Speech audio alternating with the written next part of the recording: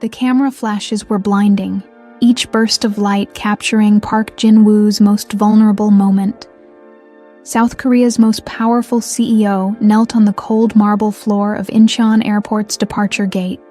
His perfectly tailored Armani suit wrinkled from hours of desperate waiting. His usually immaculate hair fell across his forehead as tears, real tears, streamed down the face that graced magazine covers and corporate boardrooms. "Amara, please." His voice cracked as he gripped her trembling hands. "Don't get on that plane."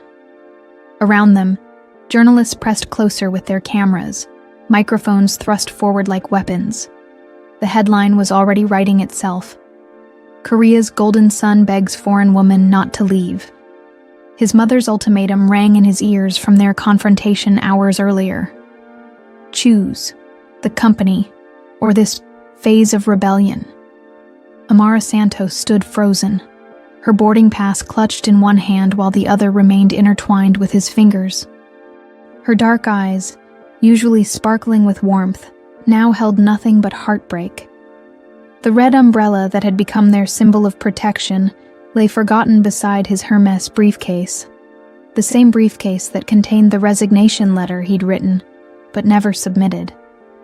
"Jin-woo ah," she whispered, using the intimate Korean suffix that had once made him feel alive. "You're destroying everything you built. The stocks, the board meeting tomorrow, your mother's threats." "I don't care about any of it," he interrupted, his English fractured by emotion. 40 billion won? It's just numbers on a screen. But you're real. You made me real. The gate agent announced the final boarding call for São Paulo. Behind the crowd of reporters, Jin-woo caught sight of his assistant Lee Jae-sung, frantically speaking into his phone. The Park Industries emergency board meeting was scheduled in 6 hours. If Jin-woo didn't return, if he didn't end this embarrassing spectacle, as his mother called it, the company would vote him out as CEO by sunrise. Amara pulled her hands free, and Jin-woo felt his world crumble. She picked up her carry-on bag with shaking fingers, then turned back to him one last time.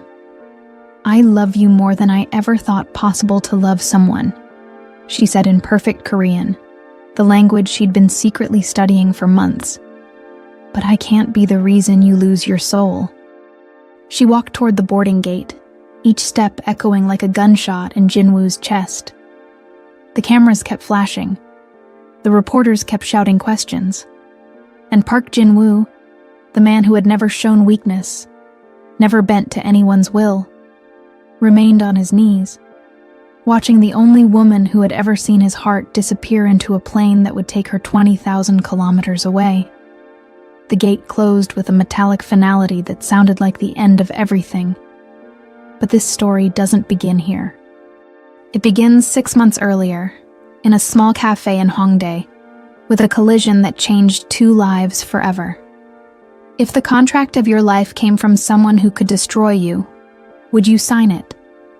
What happens when a billionaire's heart becomes his greatest vulnerability? Park Jin-woo had never set foot in a Hongdae cafe before. The narrow streets filled with university students and street art were as foreign to him as another planet. His driver had refused to navigate the cramped alleyways, leaving Jin-woo to walk the final 3 blocks to meet his potential graphic designer, a woman whose portfolio had impressed his marketing team enough to warrant this unusual meeting. The cafe itself was everything his sterile corporate world wasn't. Mismatched furniture, plants hanging from macrame holders, and the scent of cinnamon mixing with fresh coffee. He checked his Patek Philippe watch. She was 7 minutes late. In his world, 7 minutes was an eternity of disrespect.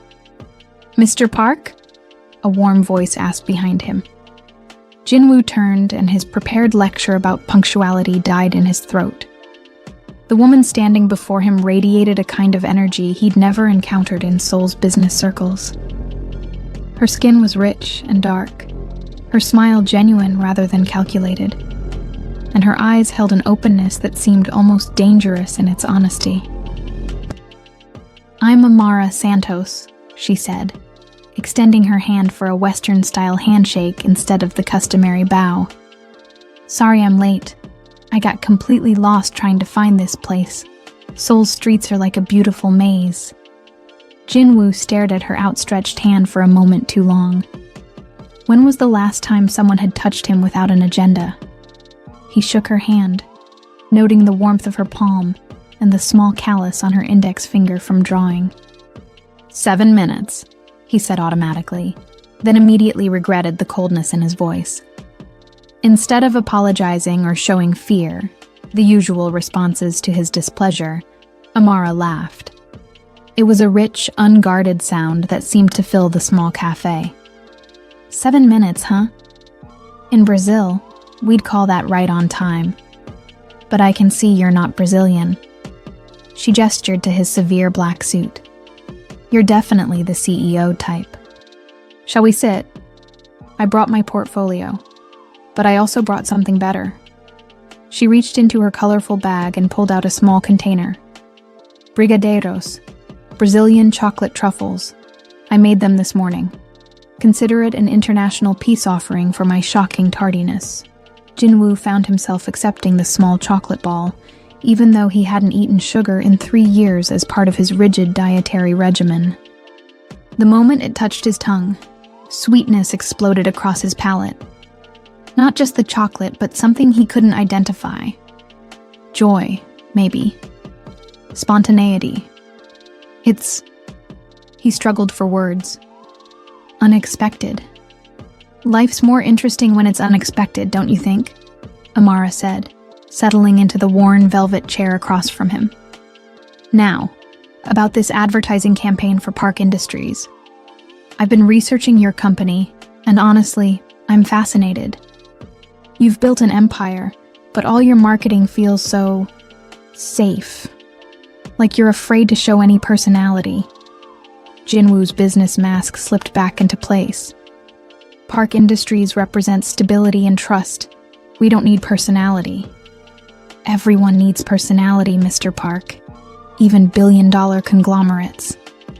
She opened her portfolio, and Jinwoo found himself leaning forward despite himself. Her designs were unlike anything his marketing department had ever produced. Vibrant, emotional, human. This campaign, she said, pointing to a series of sketches, is about connection. Your company connects people through technology, through opportunities, through innovation. But your current ads make it look like you connect them through boardroom meetings and profit margins. For the next hour, Amara Santos systematically dismantled everything Jinwoo thought he knew about his own company's image. She was brilliant, passionate, and completely unintimidated by his reputation. More unsettling, she seemed to see straight through his carefully constructed CEO persona to something underneath, something he'd forgotten existed. "Why are you in Seoul?" he asked suddenly, interrupting her explanation of color psychology. "Adventure," she said simply. "I wanted to see a part of the world that was completely different from mine. I wanted to challenge myself, maybe fall in love with a new culture. So far it's been..." She paused, looking directly at him. Surprising. Their eyes met across the small table, and Jinwoo felt something shift in his chest. A warmth that had nothing to do with the coffee. A curiosity that extended beyond business. An attraction that his rational mind immediately tried to suppress. "I'll consider your proposal," he said, closing his leather portfolio with more force than necessary. "Just consider it?"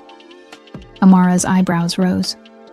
"Mr. Park, I didn't fly 20,000 kilometers to be considered. I came here to create something extraordinary. The question is, are you brave enough to let me?" She stood up, shouldering her bag with a confidence that left Jinwoo momentarily speechless. "I'll give you 3 days to decide. If you choose safe and boring, I understand. But if you choose extraordinary..." She smiled that radiant smile again. "Well, I think you might surprise yourself." She left him sitting alone at the small table, surrounded by the scent of cinnamon and the lingering sweetness of brigadeiros. Jinwoo stared at her portfolio for a long moment, then at the empty chocolate container. For the first time in his adult life, he found himself wondering what it would feel like to choose extraordinary. But extraordinary, he was about to discover, came with a price tag his carefully ordered world might not be able to afford. 3 days passed, and Jinwoo found himself thinking about Amara Santos at the most inappropriate moments. During board meetings, he'd remember her laugh. While reviewing quarterly projections, he'd catch himself wondering what Brazil looked like through her eyes. His assistant, Lee Jae-sung, had noticed his unusual distraction, but was too respectful to comment. On Friday evening, Jinwoo made a decision that surprised even himself. Instead of returning to his penthouse after a 16-hour workday, he drove his Maserati back to Hongdae. He told himself it was to discuss the marketing proposal. He told himself it was purely business. He found Amara in the same cafe, but this time she wasn't alone. A young Korean man sat across from her, leaning forward with obvious interest as she sketched something on a napkin. Jinwoo felt an unfamiliar tightness in his chest. Jealousy was an emotion he'd trained himself to eliminate years ago, yet here it was, hot and unwelcome. "Mr. Park." Amara's face lit up when she spotted him. "You came back." "I wanted to discuss your proposal," he said stiffly, noting how the young man's expression shifted from interest to recognition to fear when he realized who had approached their table. "Of course," the man stammered in Korean, bowing deeply. "I was just leaving. Miss Santos, thank you for the English practice." After he hurried away, Amara gestured for Jinwoo to sit. "English tutoring," she explained. "It helps pay for my extended stay in Seoul. Plus, I love meeting local people. Everyone has such interesting stories." "You're struggling financially?" The question slipped out before Jinwoo could stop it. Amara's smile faltered slightly. "Not struggling. Just being practical. Seoul is expensive, and I want to stay longer than I originally planned." She was hiding something. Jinwoo's years of reading people in business negotiations told him that much. But instead of pressing, he found himself pulling out the contract his legal team had prepared. "I've decided to accept your proposal," he said, sliding the document across the table. "With modifications." Amara read through the contract, her eyebrows rising with each clause. "This is incredibly generous. Almost too generous. What's the catch?" "No catch. I want the campaign done right." "Mr. Park." "Jinwoo." She corrected herself, using his given name for the first time. "This budget could fund my entire design studio for 5 years. Are you sure you understand what you're offering?" The sound of his name and her accent did something strange to his composure. "I always understand what I'm offering." But as the words left his mouth, he realized they weren't entirely true. He was offering her money, yes, but also something more dangerous: access to his world, his time, his carefully guarded attention. "There is one additional requirement," he added, pulling out a second document. "I want to be involved in every aspect of the campaign development. Personal oversight. You want to micromanage me?" There was challenge in her voice, but also amusement. "I want to understand your creative process. Consider it cultural exchange." Amara studied his face with those perceptive eyes. "Okay, but I have conditions too. First, we meet in different places around Seoul. I want to understand the city through local eyes, not just corporate boardrooms. Second, you have to try things my way before defaulting to your way. And third," she paused, smiling, "you have to let me cook for you at least once. Brazilian food, real Brazilian food, not some fusion interpretation." I don't eat outside of my dietary restrictions. Everyone needs to break their own rules sometimes, Jinwoo. Even CEOs. The way she said his name made his defenses crumble just slightly. Fine. But we start Monday, and I expect professional boundaries maintained at all times. Of course. Very professional, Amara agreed, though her eyes sparkled with mischief. Should I bow every time I see you? Call you Sajangnim? Wear a business suit? That won't be necessary. Good, because I look terrible in gray. Despite himself, Jinwoo almost smiled. Almost. They spent the next hour going over project timelines and deliverables, but Jinwoo found himself more interested in the way Amara gestured while talking, the passion in her voice when she described her vision for the campaign, the small scar above her left eyebrow that looked like it had a story behind it. When they finally parted ways outside the cafe, Amara touched his arm lightly, a casual gesture that sent electricity through his entire nervous system. Jinwoo, she said, thank you for trusting me with this. I won't let you down. See that you don't. But as he watched her walk away into the Seoul night, Jinwoo realized he wasn't worried about professional disappointment. He was worried about something far more dangerous. The possibility that Amara Santos might be the first person in 20 years to see past his armor and find the man he'd buried under layers of corporate necessity. That night, alone in his penthouse overlooking the Han River, Jinwoo found himself doing something he hadn't done since his father's death. He allowed himself to cry. Just one tear, sliding down his cheek as he realized that his perfectly controlled life was about to become beautifully, terrifyingly complicated. Monday morning arrived with unexpected rain, turning Seoul's streets into mirrors reflecting neon signs and rushing umbrellas. Jinwoo stood in the lobby of his corporate tower, checking his watch for the third time. Amara was late again, 15 minutes this time. His phone buzzed with texts from his assistant about the quarterly board meeting, but all Jinwoo could focus on was the empty revolving door. Had she changed her mind about the project? Had his coldness at the cafe driven her away? Sorry! Amara burst through the entrance, shaking rain from her bright yellow raincoat. The subway was delayed, and I couldn't find my T-Money card, and then I got lost in this maze of a building. She stopped mid-sentence, taking in the marble lobby with its soaring ceilings and intimidating corporate art.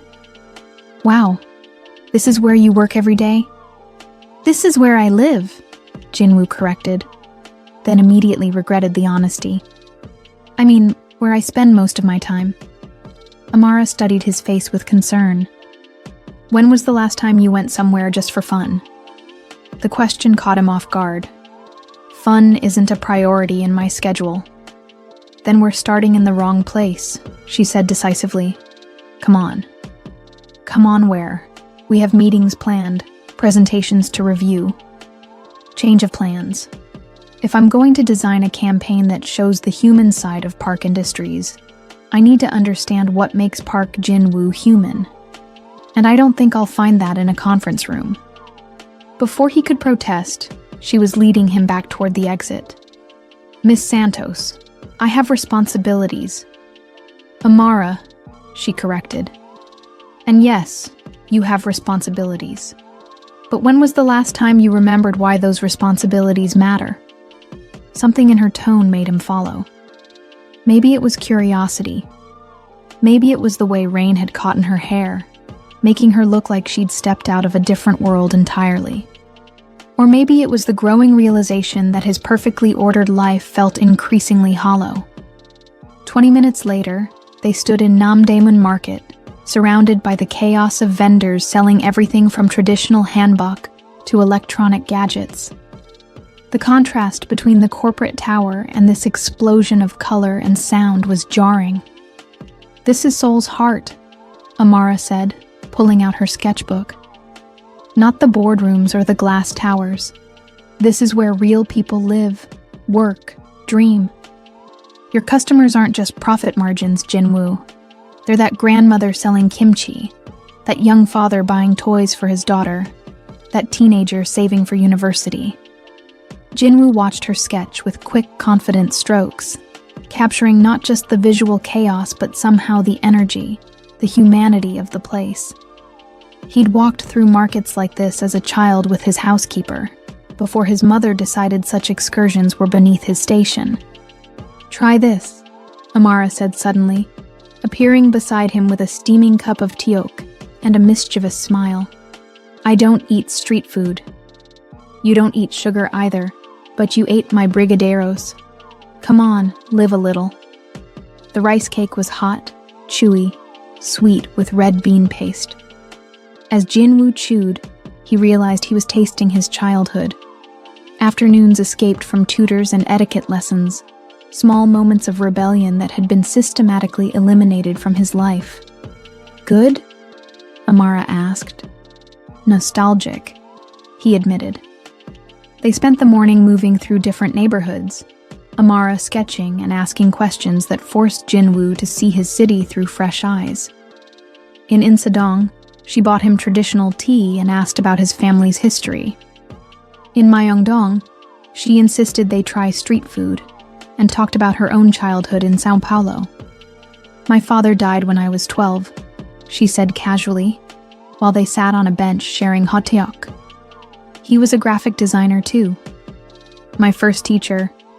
He always said design wasn't about making things pretty. It was about making people feel understood." "I'm sorry," Jinwoo said, and meant it. His own father had died when Jinwoo was 25, already groomed to take over the company. But 12? It's okay. It taught me that life is fragile, you know? You can't waste time being safe all the time. Sometimes you have to risk everything for what matters. She looked at him directly when she said it, and Jinwoo felt that unfamiliar tightness in his chest again. Only this time, it wasn't jealousy. It was recognition.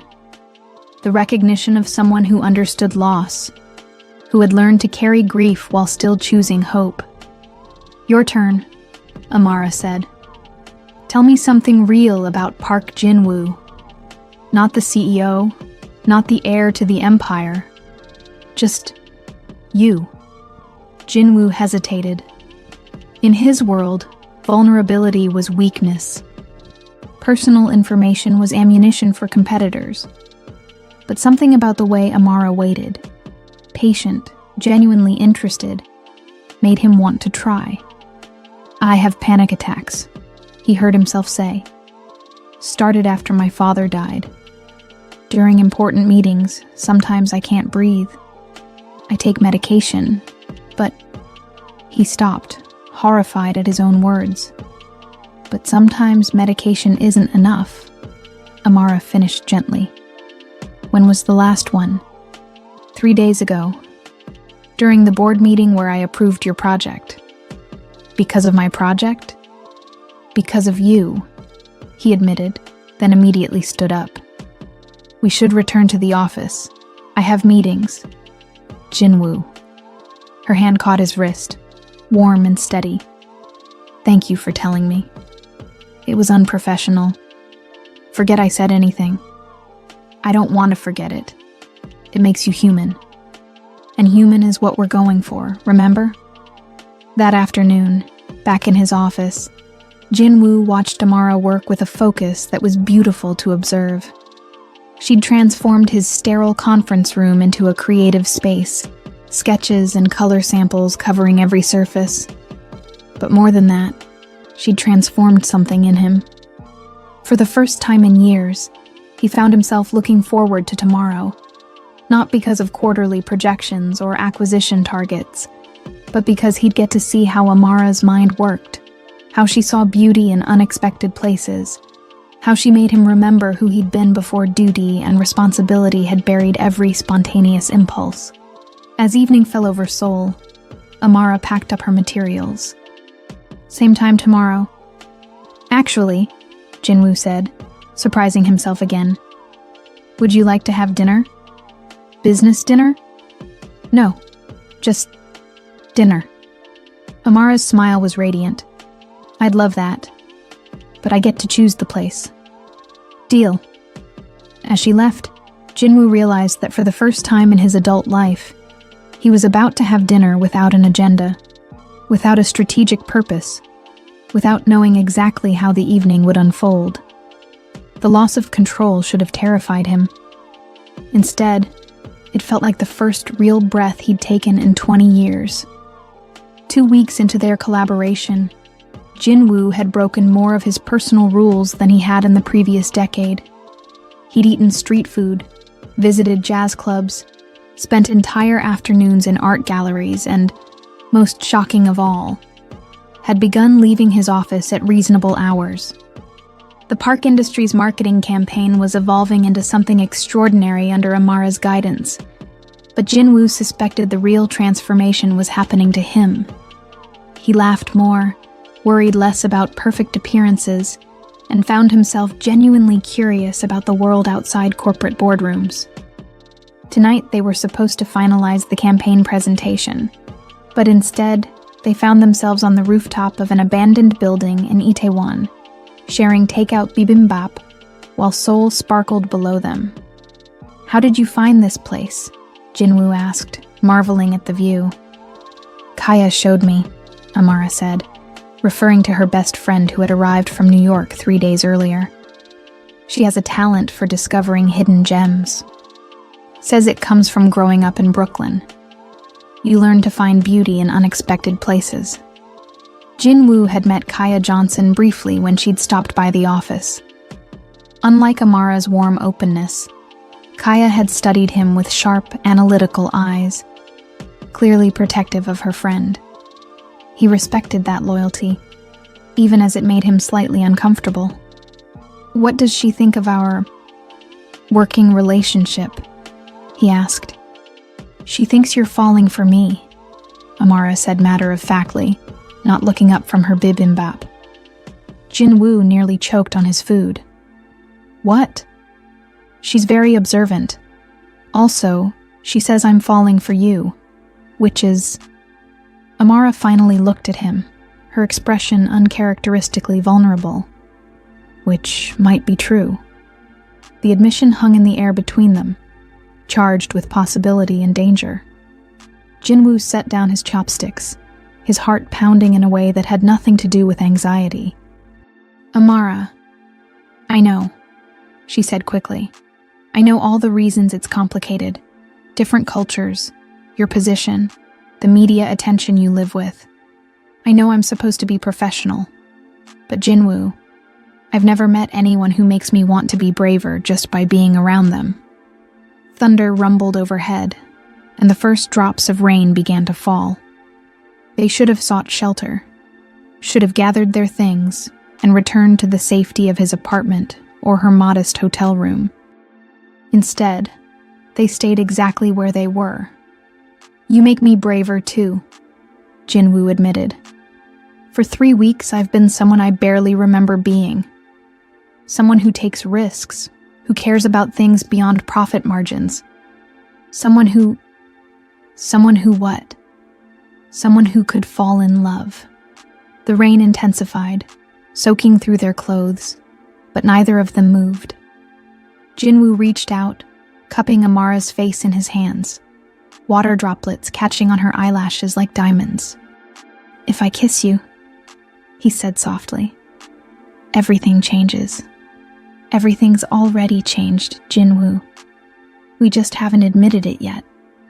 When their lips met, it felt like coming home and jumping off a cliff simultaneously. The kiss was gentle at first, tentative, then deeper as 3 weeks of suppressed attraction finally found expression. Jinwoo forgot about corporate protocols, forgot about his mother's expectations, forgot about everything except the woman in his arms who had somehow seen past every defense he'd ever constructed. They kissed in the rain until they were both breathless, holding each other as if the moment might disappear if they loosened their grip. "What happens now?" Amara whispered against his lips. "I don't know," Jinwoo admitted. "I've never been here before." They made it back to his penthouse, both soaked and shivering, both aware that they had crossed a line that couldn't be uncrossed. Jinwoo gave Amara one of his shirts and made tea while she changed, trying to process the seismic shift in his carefully ordered world. "Your apartment is beautiful," Amara said, emerging from the bathroom in his white dress shirt, which looked infinitely better on her than it ever had on him. "But it feels like a hotel room." "Where's your personality?" Jinwoo looked around at the minimalist decor, the expensive art chosen by an interior designer, the complete absence of anything personal or warm. "I guess I never thought about it." "When we finish this campaign," Amara said, settling beside him on the leather sofa, "I want to help you make this place feel like home. When we finish the campaign, you'll go back to Brazil." The words hung heavy between them, the reality neither had wanted to acknowledge. Amara's visa allowed for a 3-month stay, with 1 month already passed. Their time together had an expiration date, making every moment more precious and more painful. "Maybe I don't have to go back right away," she said quietly. "Amara, be realistic. Your life is in São Paulo. Your family, your friends, your career. My family will survive without me for a while longer. My friends visit each other across continents. And my career." She gestured around his apartment. "Working with Park Industries could open doors I never imagined, but only if you want that too." Jinwoo wanted it more than he'd wanted anything in his life. But want and possibility were different things entirely. "My mother will never approve," he said finally. "Have you ever asked yourself what you would do if her approval didn't matter?" The question hit him like cold water. His entire life had been structured around gaining and maintaining Park Young-suk's approval, following the path she'd laid out for him, becoming the son she needed to secure the family legacy. "I don't know," he admitted. "Then maybe it's time to find out." That night, Amara fell asleep curled against his side on the sofa, her head on his chest, her hand resting over his heart. Jinwoo lay awake watching her breathe, memorizing the peaceful expression on her face, wondering if he was brave enough to fight for something his mother would see as the ultimate betrayal. 3 floors below, in the building's parking garage, a freelance photographer adjusted his telephoto lens and snapped another series of photos through Jinwoo's floor-to-ceiling windows. The images were blurry but unmistakable. Seoul's most eligible bachelor with a woman who definitely wasn't Korean, both clearly intimate, clearly involved. The photographer smiled as he scrolled through the shots on his camera's display. These photos would be worth a fortune to the right media outlet. And tomorrow morning, Park Jinwoo's private life would become very public indeed. The kiss that had felt like the beginning of everything was about to cost Jinwoo 40 billion won and counting. Jinwoo's phone buzzed at 5:47 a.m., jolting him awake from the first peaceful sleep he'd had in years. Amara stirred beside him, mumbling something in Portuguese before settling back against his chest. The call was from Lee Jae-sung, his assistant's voice tight with barely controlled panic. "Sir, we have a situation. The photos, they're everywhere." Jinwoo carefully extracted himself from Amara's sleeping form and moved to his home office, where 3 monitors displayed the morning's entertainment news. His stomach plummeted as he saw the headlines. Park Industries heirs secret foreign lover. Korea's most eligible bachelor off the market. Who is the mystery woman stealing our crown prince's heart? The photos were intimate, but not scandalous.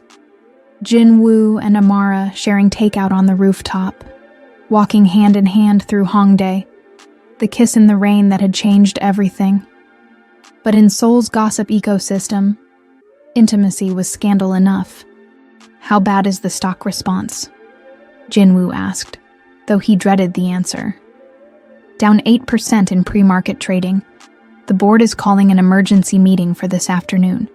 And sir," Jae-sung's voice dropped, "your mother is on her way up." Jinwoo closed his eyes. Of all the challenges he'd anticipated in pursuing Amara, Facing Park Young-suk's fury had been the most terrifying. "Send her to my office when she arrives. I'll be down in 20 minutes. "Sir, she's not coming to the office. She's coming to your apartment. Now." The elevator chimed before Jin-woo could respond, its private access requiring his mother's personal keycard, a privilege he'd never thought to revoke because he'd never imagined needing to. Park Young-suk entered his apartment like a winter storm, her expression glacial as she took in the scene. Amara's dress draped over a chair, 2 empty teacups on the coffee table, the unmistakable evidence of romantic involvement. "Where is she?" his mother asked in Korean, her voice deadly quiet. "Amioni, please, let me explain. Where is she?" "Asleep in the guest room." Jin-woo lied smoothly, hoping to buy time to wake Amara and prepare her for this confrontation. "Good. That gives us time to discuss your immediate resignation from Park Industries before this embarrassment destroys everything your grandfather built." The words hit Jin-woo like physical blows. "You can't be serious. 8% Jin-woo in one morning. By market close, we'll be lucky if it's only 20%. Do you understand what your indiscretion is costing us?" "It's not an indiscretion. I care about her." Park Young-suk's laugh was sharp as broken glass. "You care about her? A foreign woman who's been in the country for 4 weeks? A woman whose background we know nothing about, whose family connections could be anyone, whose intentions toward you are clearly financial?" "Her intentions aren't financial. She doesn't even know how much the company is worth." "Then she's even more dangerous than I thought. She's deluded enough to believe this is real love." Jin-woo felt anger rising in his chest, hot and unfamiliar. "Maybe it is real love. Maybe that's something you've forgotten how to recognize." His mother's face went completely still. For a moment, Jin-woo glimpsed something vulnerable beneath her iron control. Pain, perhaps, or recognition. But it vanished so quickly, he might have imagined it. "You will end this relationship immediately," she said. "You will issue a public statement explaining that Miss Santos was a short-term business consultant, nothing more. You will marry Lee Min-jung as we discussed last year, and you will restore dignity to this family's name. I won't do that. Then you will resign from Park Industries and forfeit your inheritance. All of it. The board will vote you out by Thursday, and I will support their decision. Aomeoni, there is no negotiation here, Jin-woo. Choose. The empire your family built over 3 generations, or a 3-week infatuation with a woman who will abandon you the moment she realizes what you've sacrificed for her." Before Jin-woo could respond, Amara appeared in the doorway, wearing his shirt and looking devastatingly beautiful despite having just woken up. She took in the tension between mother and son, the newspapers scattered across his desk, and her expression shifted from sleepy contentment to understanding. "You must be Mrs. Park," she said in carefully pronounced Korean, bowing respectfully. "I'm Amara Santos. I'm honored to meet you." Park Young-suk studied Amara with the cold precision of a corporate hostile takeover. "Miss Santos, how convenient that you speak Korean. Have you been studying our language long?" "A few months. I wanted to understand Jin-woo's world better." "His world," Park Young-suk repeated. "And what exactly do you think his world consists of?" "Responsibility," Amara said without hesitation. "Loyalty to family, dedication to his employees, the weight of carrying on a legacy that began before he was born. I know what you're thinking, that I'm some opportunist who doesn't understand the gravity of his position.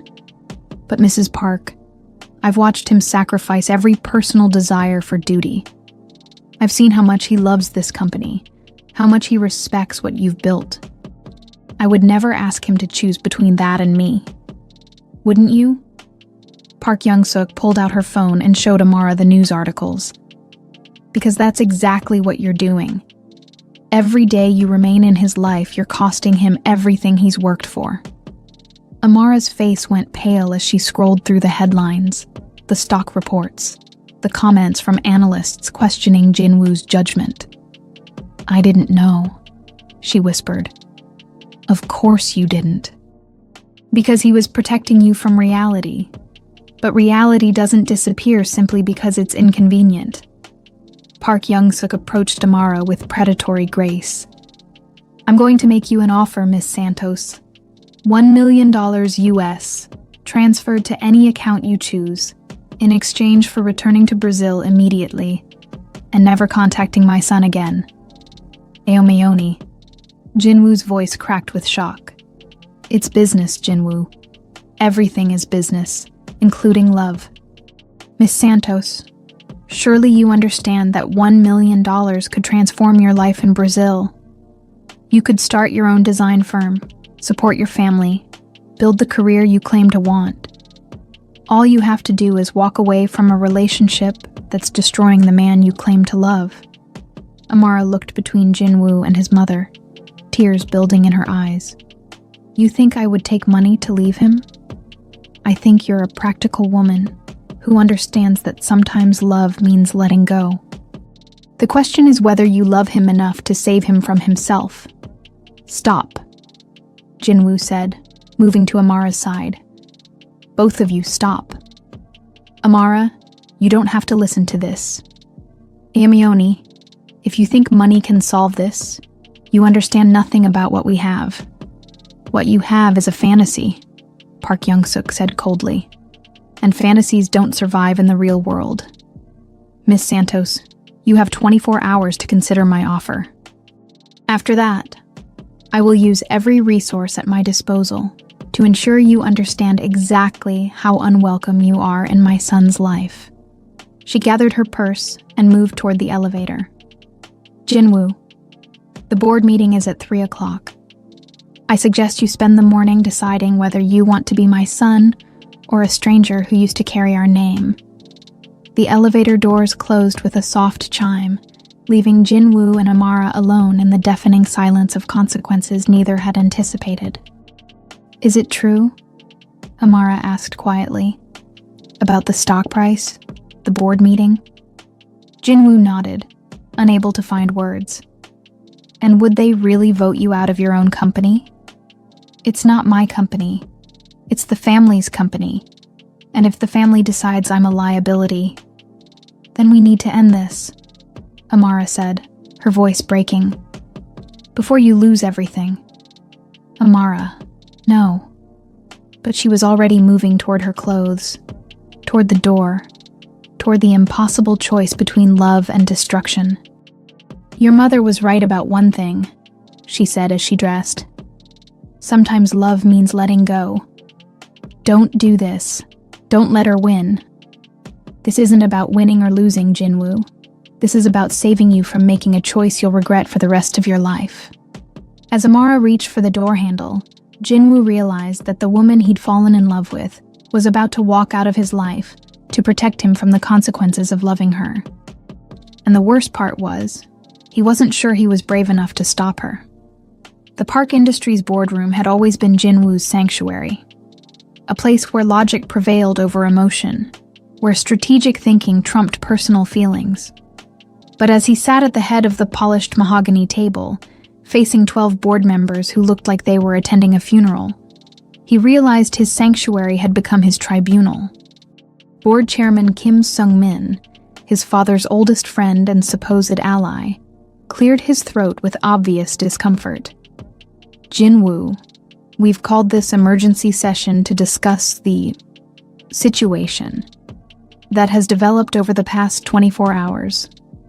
The stock price had continued its freefall throughout the morning, closing down 18%, a catastrophic loss that wiped out nearly 40 billion won in market value. The financial news channels were running continuous coverage, with analysts questioning whether Park Industries' leadership had lost touch with Korean values. The situation, Jinwoo repeated calmly, is that I'm in a relationship with someone I care about. Since when is that grounds for corporate intervention? since your private life began affecting shareholder confidence," replied Director Lee Mi-sun, her voice sharp with disapproval. "We're receiving calls from major investors, partnership inquiries being withdrawn, government contracts being reassessed." Park Young-suk sat at the opposite end of the table, her face a mask of professional disappointment. She hadn't spoken to Jin-woo since their confrontation that morning, conducting all communication through intermediaries like a hostile takeover in progress.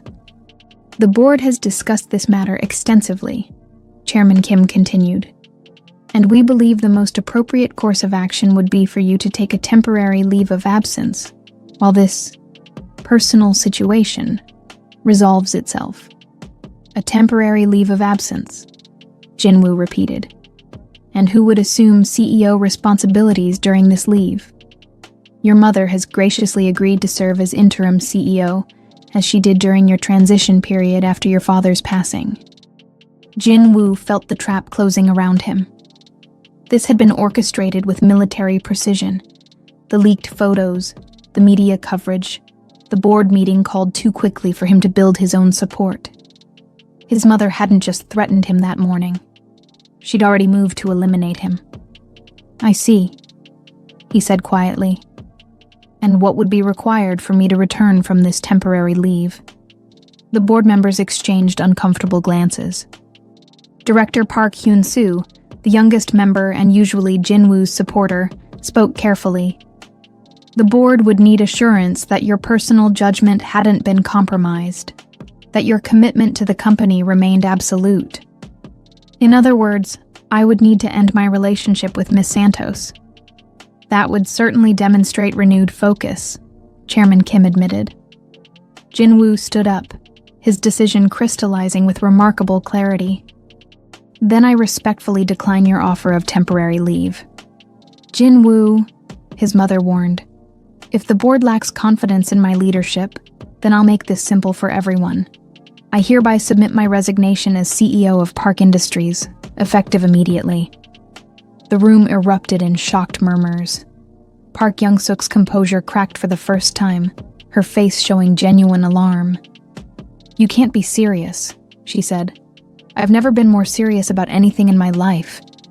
I've spent 34 years being the son you needed, the CEO this company expected, the man everyone else decided I should be.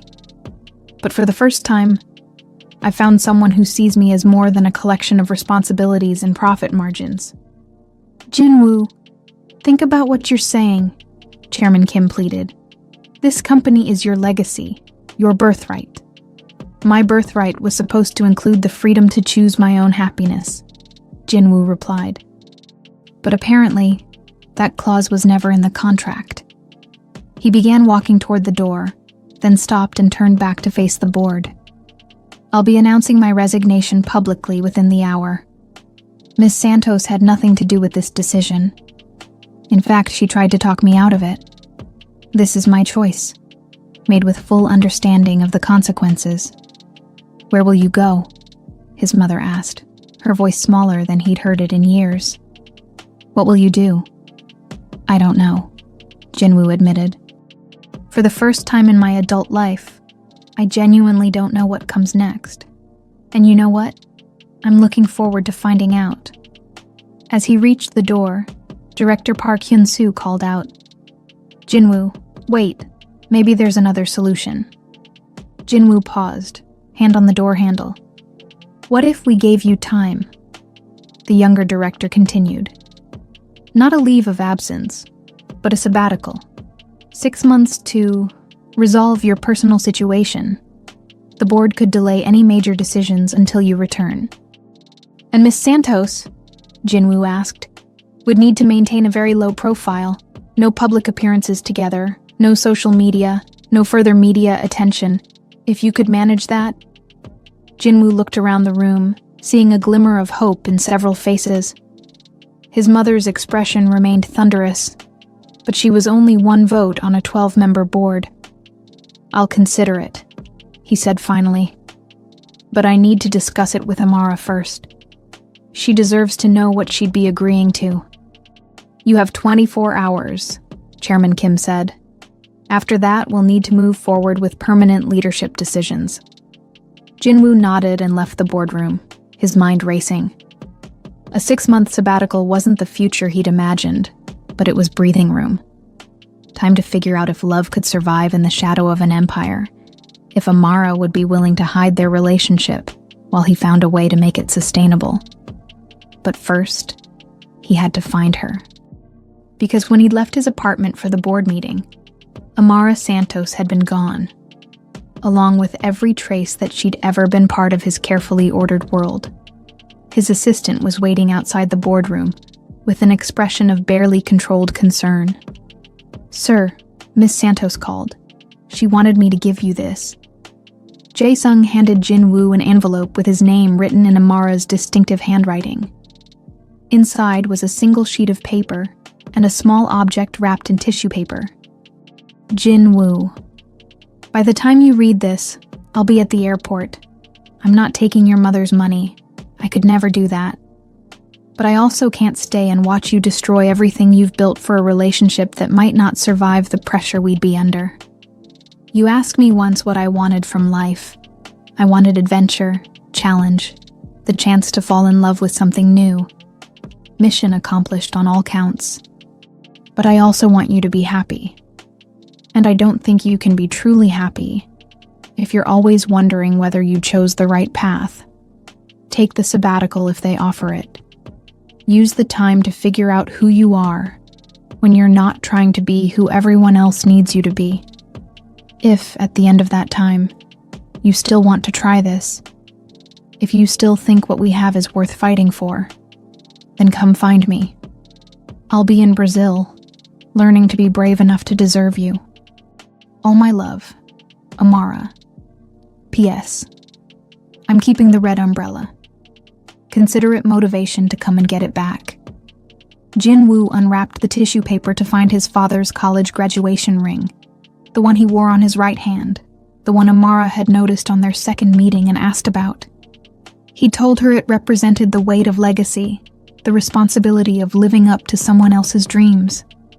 She'd given it back to him, and he understood why. So he could decide for himself what legacy he wanted to carry forward. Standing in the hallway of Park Industries, holding a love letter and his father's ring, Jinwoo made the second life-changing decision of the day. He was going to take the sabbatical. And then he was going to Brazil. But first, he had to survive 6 months of being apart from the woman who had taught him that the biggest risk in life wasn't losing everything. It was never being brave enough to try. 3 weeks after Amara's departure, Park Young-suk sat in her son's former office, surrounded by quarterly reports and strategic plans, feeling nothing but hollow victory. The stock price had recovered most of its losses. The board was praising her steady leadership, and Jinwoo had officially begun his sabbatical, spending his days in a modest apartment in Gangnam, apparently writing and doing volunteer work with refugees. It should have been enough. She had protected the family empire, eliminated the threat to their reputation, and secured the company's future. But every morning when she looked in the mirror, Young-suk saw her own mother's face.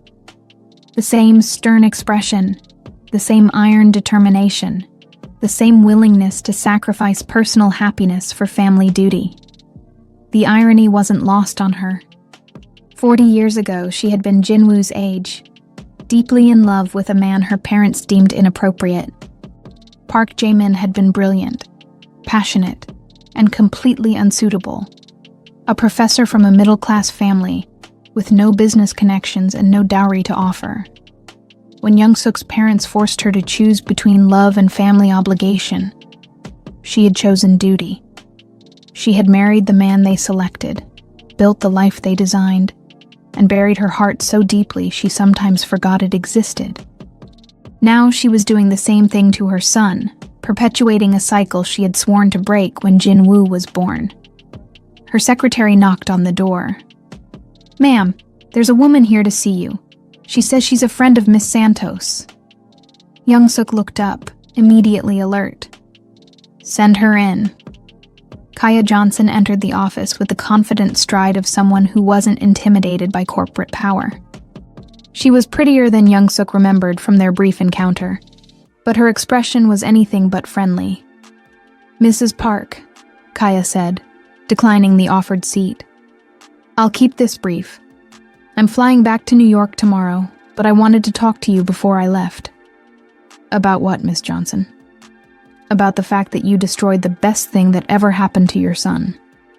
Young-suk raised an eyebrow. "That's a matter of perspective." "Is it?" "Because from where I'm standing, you took a man who was finally learning to be happy and convinced him that his happiness was worth less than your stock price. I saved him from making a catastrophic mistake."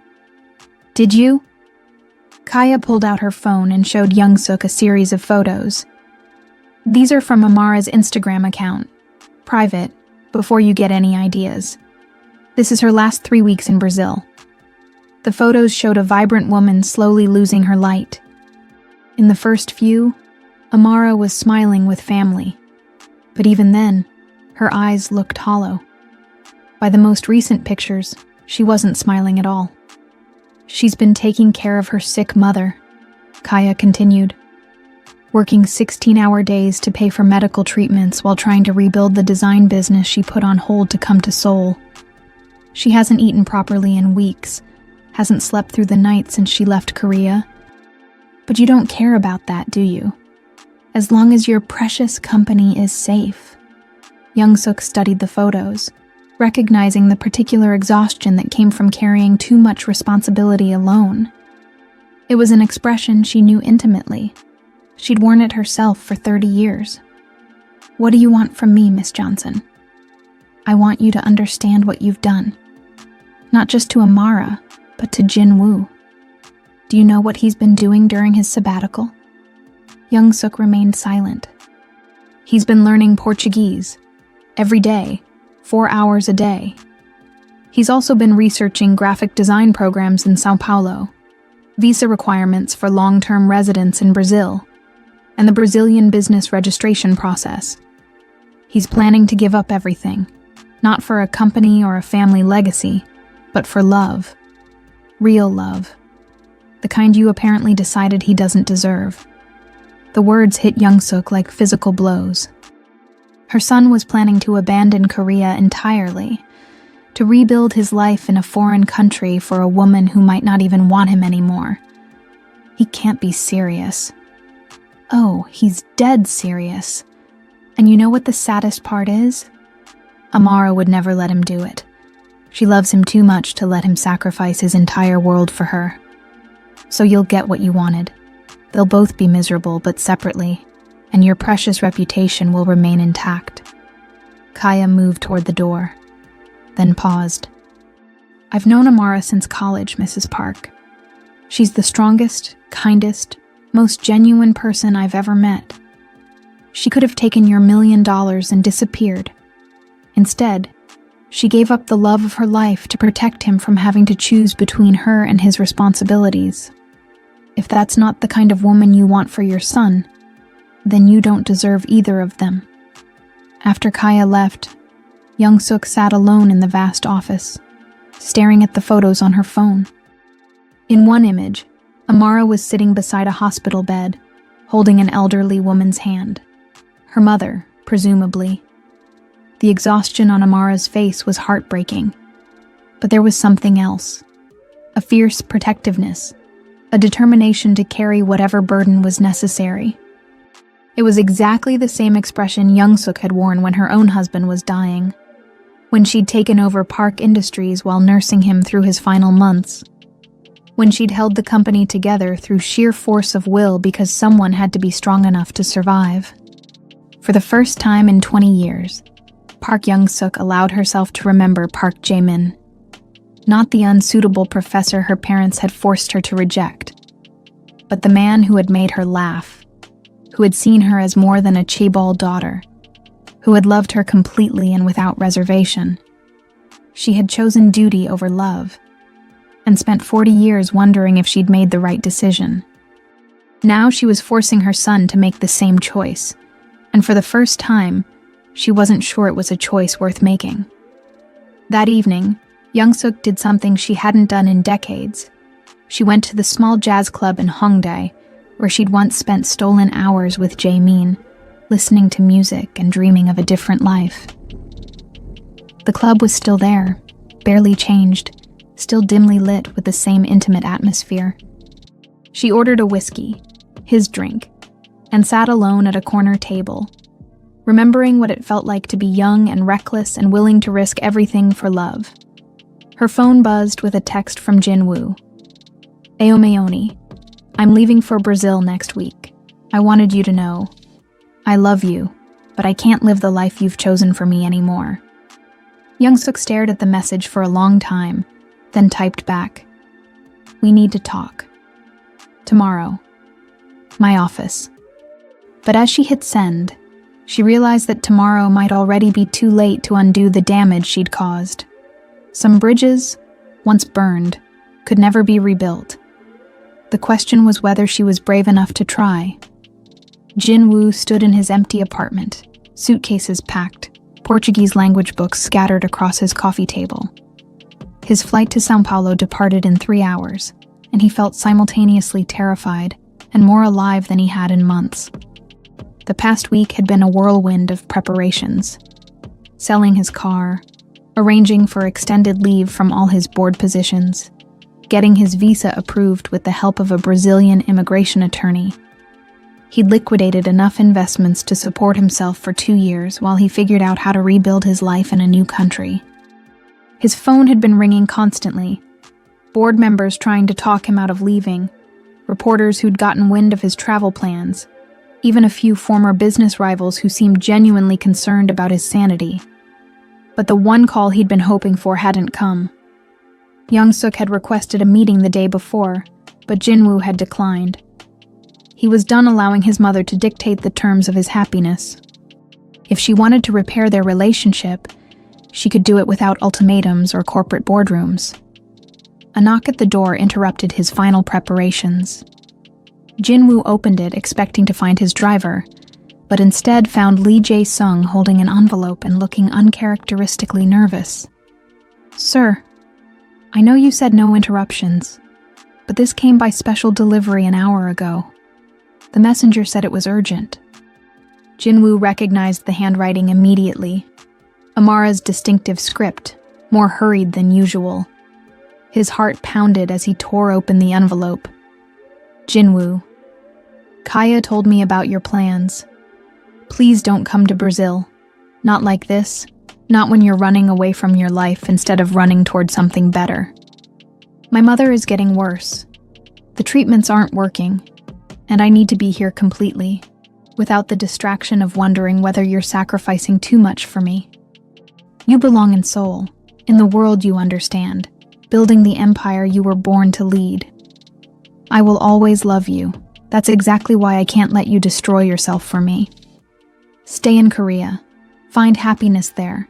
Remember me fondly. But let me go. Amara. Jinwoo read the letter 3 times, each reading making his resolve stronger rather than weaker. She was protecting him again, just as she had when she left Seoul. But this time, he wasn't going to let her noble instincts dictate their future. Jae-sung, change of plans. We're not going to Incheon Airport. We're going to the Park Industries building. Sir, I need to have a conversation with my mother. And then I'm getting on that plane to Brazil, with or without her blessing. 20 minutes later, Jinwoo walked into the Park Industries executive floor for the first time in 3 months. The familiar environment felt strange now. Too cold, too formal, too disconnected from anything that mattered. Young-suk was waiting in her office, but she wasn't alone. Chairman Kim sat across from her desk, along with 2 other board members Jinwoo didn't expect to see. Jinwoo, his mother said, standing up. I'm glad you came. I can't stay long. My flight leaves in 2 hours. About that, Chairman Kim interjected. We've been discussing your situation, and we have a proposal. Jinwoo remained standing, his body language making it clear this would be a brief conversation. I'm listening. The board has voted to extend your sabbatical indefinitely. Young-suk said, with full salary continuation and the option to work remotely from anywhere in the world. What's the catch? No catch.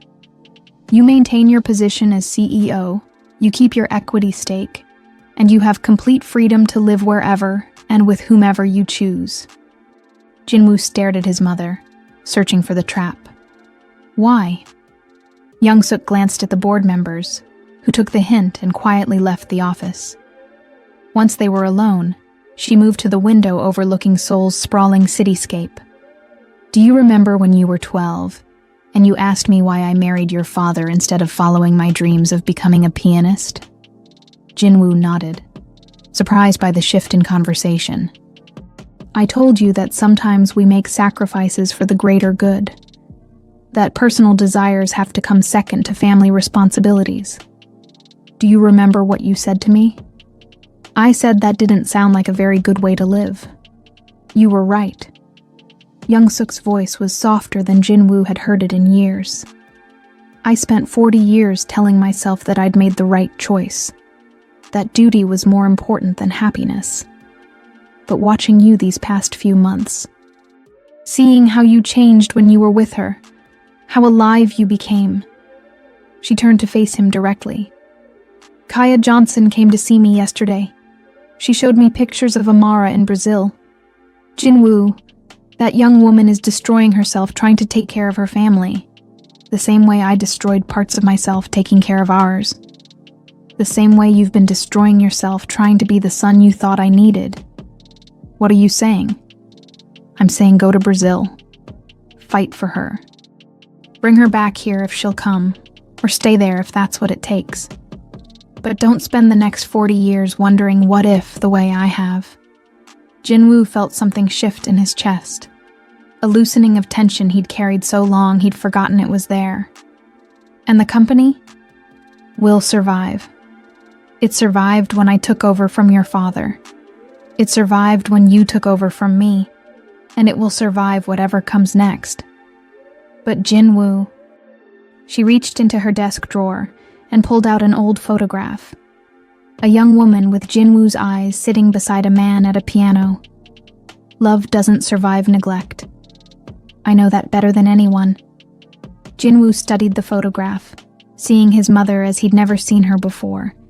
Young, radiant, completely in love with someone who wasn't his father. Jae-min, Young-suk said quietly. Park Jae-min. He was a music professor, completely unsuitable by my parents' standards. I chose duty over love, and I've regretted it every day since. What happened to him? He moved to Canada, became a renowned pianist, married someone who appreciated his talent. He sent me a wedding invitation 10 years later. I still have it in my desk drawer, along with every concert program he ever sent me. Jinwoo felt tears building in his eyes. Aomeoni, don't make my mistake, Jinwoo. Don't choose the safe path just because it's expected. Choose the path that leads to the person you want to become. They stood looking at each other across decades of misunderstanding and misplaced priorities. Finally, Young-suk moved toward him and did something she hadn't done since he was a child. She hugged him. Go, she whispered, and don't come back without her. Jinwoo looked at his watch. I'll never make the flight. Young-suk smiled, the first genuine smile he'd seen from her in years.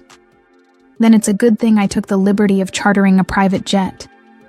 It's waiting at Gimpo Airport. You chartered a jet? Jinwoo, I'm sending my son to fight for the love of his life. Did you really think I was going to make him worry about commercial airline schedules? 30 minutes later, Jinwoo was airborne, flying toward Brazil with nothing but 2 suitcases, a heart full of hope, and the red umbrella Amara had left behind, the one she'd told him to come and get back. He was finally ready to choose extraordinary over safe. But first, he had to convince the woman he loved that some bridges were worth crossing, no matter how far the distance or how uncertain the destination. 22 hours later, Jinwoo stood in the chaotic arrivals terminal of São Paulo's Guarulhos Airport, jet-lagged and overwhelmed by the sensory assault of a completely foreign world. The Portuguese announcements sounded like music compared to Korean, but he understood none of it. The air was thick with humidity and unfamiliar scents. Tropical fruits, diesel exhaust, something floral he couldn't identify. He'd spent the entire flight rehearsing what he would say to Amara, practicing Portuguese phrases, and trying to imagine how she would react to seeing him. But now, standing in the middle of Brazil's largest city, with no real plan beyond finding her, the magnitude of what he'd done began to sink in. His phone had service, thankfully, and Kaya had provided Amara's address before his departure. The taxi ride through São Paulo's sprawling urban landscape was like traveling through a living painting. Colorful street art covered every available wall.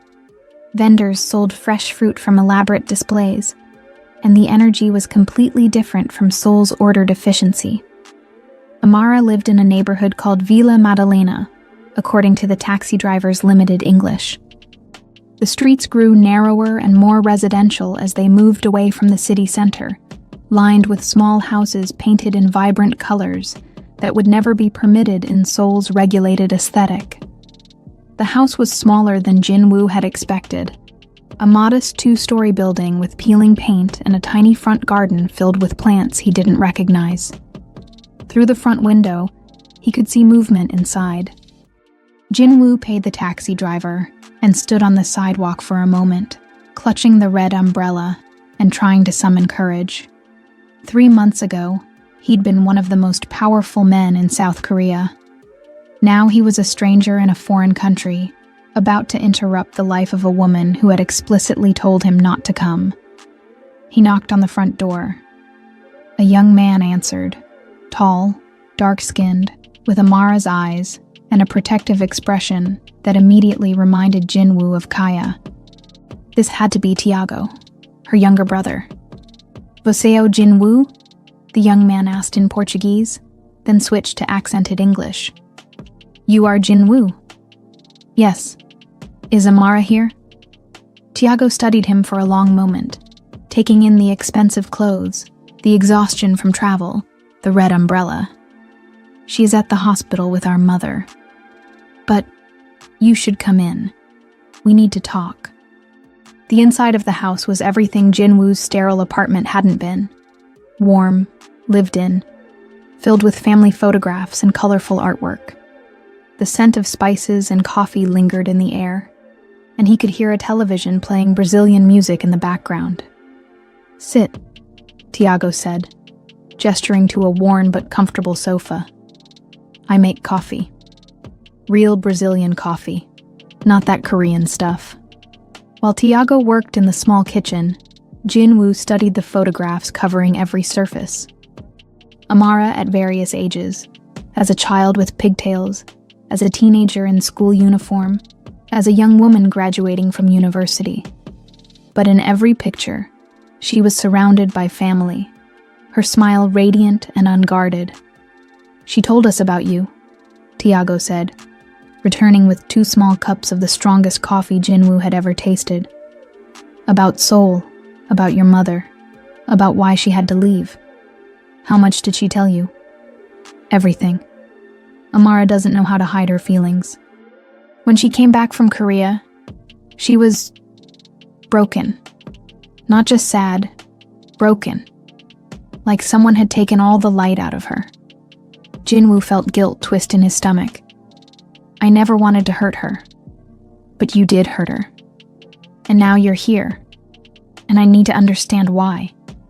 Are you here because you feel guilty? Because you want to fix something? Or are you here because you finally decided to fight for her?" The directness of the question caught Jin-woo off guard. In Korea, such conversations would be approached with elaborate courtesy and subtle implications. But Tiago's bluntness was refreshing, even as it was challenging. "I'm here because I can't live without her," Jin-woo said simply. "I tried to respect her decision, tried to stay away like she asked. But Tiago, your sister taught me what it means to be truly alive. Everything else, the company, the money, the reputation. It's all just noise compared to how I feel when I'm with her. Tiago nodded slowly. Good answer. But there are things you need to know before you see her. What things? Our mother, Conceição. She has advanced cancer. The treatments are expensive and they're not working very well. Amara has been working 3 jobs to pay for them. Design work during the day, English tutoring in the evenings, and night shifts at a call center. She sleeps maybe 4 hours a night, eats 1 meal a day, and hasn't bought herself anything new since she came back from Seoul. Jinwoo felt his heart break a little more with each detail. The worst part, Tiago continued, is that she blames herself.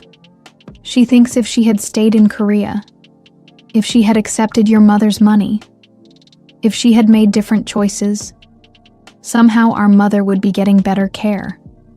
That's not her responsibility. Of course not. But Amara has always carried everyone else's problems like they were her own. It's who she is. The question is, are you here to add to her burden or to help carry it? Before Jinwoo could answer, the front door opened and Amara walked in, her arms full of grocery bags and her face drawn with exhaustion. She was thinner than Jinwoo remembered, her clothes hanging loose on her frame, her usually vibrant energy dimmed to a flicker. She looked up and saw him sitting on her family's sofa, and the grocery bags slipped from her hands, scattering fruit and vegetables across the floor. Jinwoo? Her voice was barely a whisper. What are you doing here? I came to get my umbrella back, he said softly, standing up and extending the red umbrella toward her. Amara stared at the umbrella, then at his face, and Jinwoo saw the exact moment when her carefully constructed composure crumbled. Tears spilled down her cheeks as she covered her mouth with her hands. You can't be here, she said through her tears. I told you not to come. I told you. You told me a lot of things. Jinwoo interrupted gently. You told me I should stay in Korea, find happiness there, let you go. But Amara, you never asked me what I wanted. What you want doesn't matter if it destroys your life. What if I told you that losing you was destroying my life? They stood looking at each other across the scattered groceries, 3 months of separation and misunderstanding hanging between them like a wall. Finally, Tiago cleared his throat. I'm going to the hospital to check on Mai, he said diplomatically. You two have things to discuss. After Tiago left, Amara bent down to collect the fallen groceries, her movements mechanical and tired. Jinwoo knelt beside her, helping gather oranges and onions, their hands occasionally brushing with electric familiarity. You look exhausted, he said softly. I'm fine. When was the last time you slept more than 4 hours? Amara looked up at him sharply. Tiago told you. He's worried about you. Everyone who loves you is worried about you. And what about everyone who loves you? Your mother? Your company? Your responsibilities in Seoul? Jinwoo sat back on his heels, still holding an orange. My mother gave me her blessing to come here. The company is being run remotely while I figure out where I belong. And as for my responsibilities, he set the orange aside and took her hands in his. My first responsibility is to the woman who taught me that life is more than profit margins and board meetings. Jinwoo, you don't understand. My mother is dying. The medical bills are enormous. I can't be distracted by love? By happiness? By someone who wants to help carry the load you've been carrying alone? Amara pulled her hands away, standing up and moving toward the kitchen. You have no idea what you're talking about. This isn't Seoul, where money solves every problem. This is real life, with real consequences. Then let me learn about real life. Let me help. Help how? You don't speak Portuguese. You don't understand Brazilian healthcare. You don't know anything about you? Jinwoo stood up, following her into the small kitchen. Amara, I spent 22 hours on airplanes thinking about this conversation. I know you're going to list every practical reason why this won't work. I know you're going to try to protect me from making sacrifices for you. But what I need to know is simple. Do you still love me? The question hung in the air between them. Amara gripped the edge of the counter, her knuckles white with tension. That's not fair, she whispered. Answer the question. Of course I still love you. I love you so much it feels like drowning sometimes. But love isn't enough, Jinwoo. Love doesn't pay for cancer treatments or visa applications or... Jinwoo closed the distance between them in 2 steps, cupping her face in his hands and silencing her with a kiss that tasted like tears and hope, and 3 months of desperate longing. When they finally broke apart, both were breathing hard. Love isn't enough, he agreed softly. But it's a beginning. And I'm here to figure out the rest with you, not for you. Together, Amara. The way it was supposed to be from the start. For the first time since he'd arrived, Amara's guard dropped completely. She leaned into his embrace, and Jinwoo felt like he could breathe properly for the first time in months.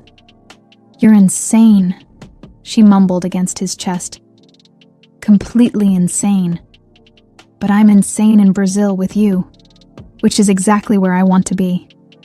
As they stood holding each other in her family's small kitchen, Jinwoo realized that he'd spent his entire life building walls around his company, his emotions, his heart.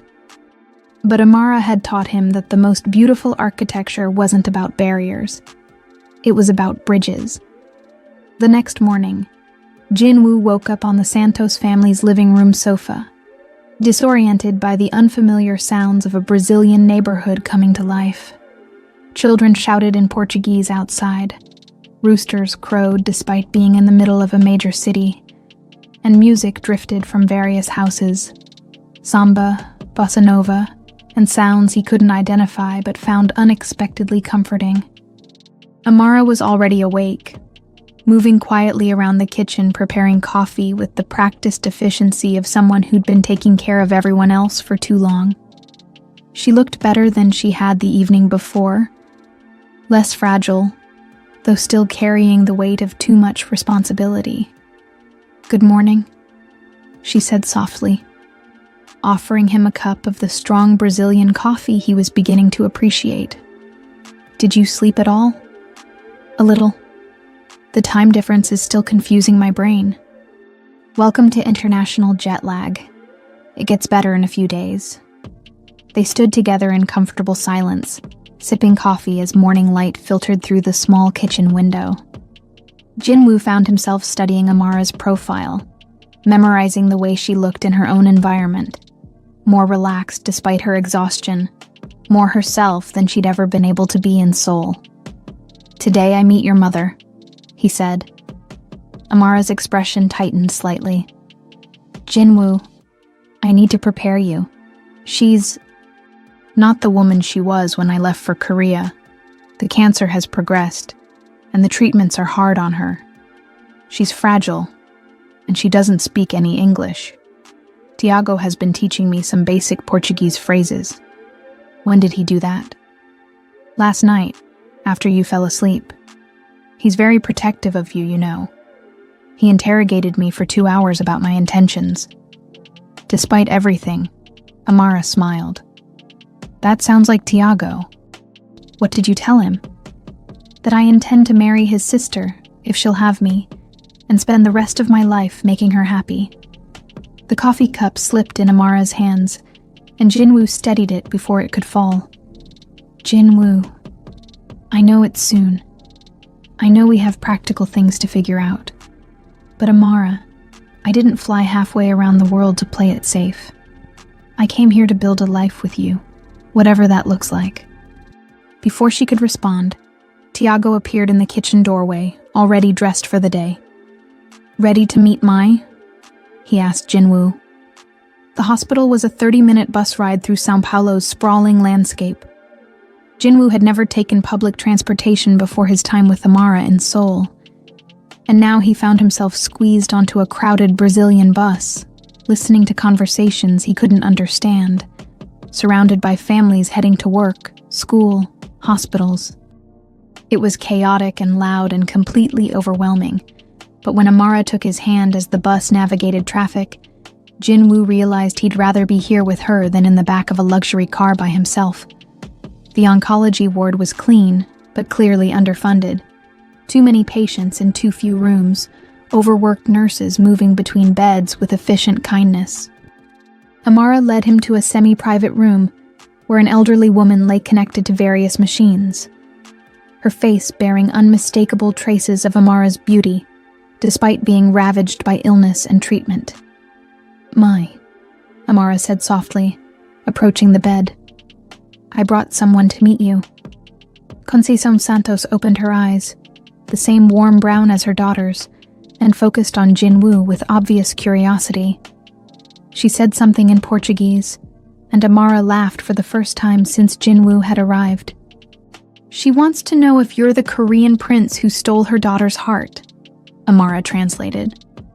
Jinwoo had prepared a careful introduction in Portuguese, but looking at this woman who had raised the person he loved most in the world, formality seemed absurd. Instead, he sat in the chair beside her bed and took her frail hand in his. "Eu amo sua filha," he said in careful Portuguese. "I love your daughter." Conceição's eyes filled with tears. She spoke rapidly to Amara, who blushed and shook her head. What did she say? She said you have kind eyes, and that anyone who would learn Portuguese just to talk to her must truly love me. She also said I should stop being stubborn and marry you before you change your mind. Smart woman. They spent the morning at the hospital, and Jinwoo watched Amara transform in her mother's presence. Despite Conceição's illness, despite the financial stress, despite everything, the love between mother and daughter was radiant and uncomplicated. They teased each other, shared private jokes, and communicated with the kind of emotional intimacy Jinwoo had never experienced in his own family. When Conceição grew tired and needed to rest, they moved to the hospital's small cafe. Over terrible coffee and stale pastries, Tiago explained the situation with brutal honesty. The doctors give her maybe 6 months with the current treatment plan.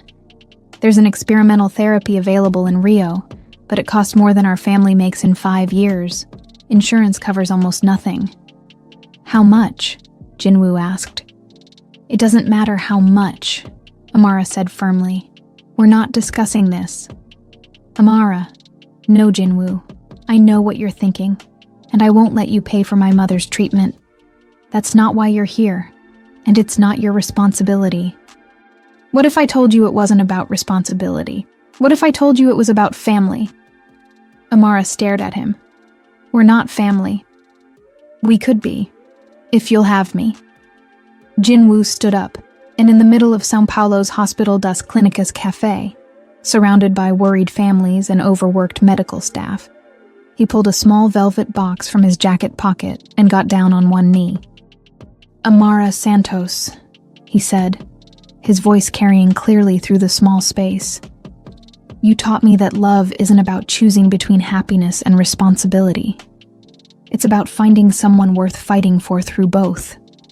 You showed me who I could be when I stopped being afraid of my own heart. Will you marry me? The ring was simple. A solitaire diamond that caught the fluorescent light and threw it back in tiny rainbows. Jinwoo had bought it in Seoul before leaving, carrying it across 2 continents and 24 hours of travel, because he'd known, somehow, that this moment would come. The cafe had gone completely quiet. Patients, families, medical staff. Everyone was watching this strange scene of a well-dressed Asian man proposing to a Brazilian woman over terrible coffee and institutional furniture. Amara looked down at him, tears streaming down her face. You're crazy, she whispered. Completely crazy. Is that a yes? It's a yes to marrying you. It's a no to letting you pay for my mother's treatment. What if I told you the treatment isn't a gift? It's a dowry. What if I told you that in my culture, a man is supposed to take care of his wife's family? Is that true? It is now. Amara laughed through her tears and threw her arms around his neck, knocking them both off balance and sending them tumbling to the floor in a tangle of limbs and joy. The cafe erupted in applause and cheers in 3 different languages. As Jinwoo slipped the ring onto Amara's finger, he realized that he'd spent 34 years thinking he understood what family meant. But family wasn't about blood, or business connections, or social obligations. Family was about choosing to show up for the people you loved, no matter how far you had to travel, or how much you had to sacrifice to get there. And for the first time in his life, Jinwoo felt like he was exactly where he belonged. 3 days after the proposal, Amara insisted on showing Jinwoo the reality of her life beyond the comfortable middle-class neighborhood where her family lived. She led him through increasingly narrow streets until they reached a hillside favela where she'd been doing volunteer design work for a community center. "This is important," she said, as they climbed the steep, winding paths between makeshift houses. "If you're going to marry me, if you're going to understand who I really am, you need to see this." The favela was unlike anything in Jinwoo's experience, a sprawling community built on impossibly steep terrain. Houses stacked on top of each other like colorful building blocks, electrical wires strung between buildings in chaotic patterns. It should have felt dangerous or depressing, but instead Jinwoo was struck by the sense of community, the way neighbors called to each other from balconies, children played soccer in narrow alleys, and families gathered on front steps to share meals and conversation. "How long have you been coming here?" he asked, following Amara through the maze of streets. "Since I was in university. I started teaching design skills to kids who couldn't afford art supplies. It turned into something bigger." They arrived at a community center that was clearly the heart of the neighborhood, a converted warehouse filled with computers, art supplies, and dozens of children and teenagers working on various projects. The moment Amara walked in, she was surrounded by enthusiastic greetings in rapid Portuguese. "Amara, você trouxe um namorado coreano!" a teenage girl shouted, pointing at Jinwoo with unabashed curiosity. "English, Anna," Amara said with mock sternness. "Practice your English." "You brought the Korean boyfriend," Anna corrected herself, grinning. "He's very tall and very rich-looking." Jinwoo found himself the center of attention as 24 kids peppered him with questions in a mixture of Portuguese and broken English. They wanted to know about Korea, about Seoul's skyscrapers, about K-pop and Korean dramas, about why he'd come to Brazil. "He came because he loves Amara," said a boy who couldn't be more than 10. "Like in the novellas." "Carlos watches too much television," Amara said, ruffling the boy's hair. But he's not wrong. For the next several hours, Jinwoo watched Amara work with the kids, helping them design logos for local businesses, teaching them about color theory and composition, encouraging their creativity with endless patience and enthusiasm.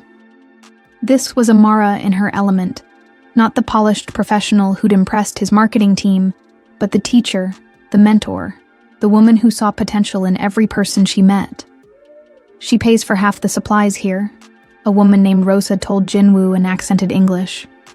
Rosa was the center's director, a former teacher who'd started the program with nothing but determination and community support. "When she went to Korea, we thought we'd lost her forever. When she came back, she was different, sadder, but she never stopped helping." "Different how?"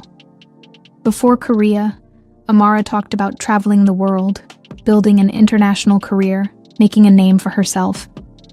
After Korea, she just worked.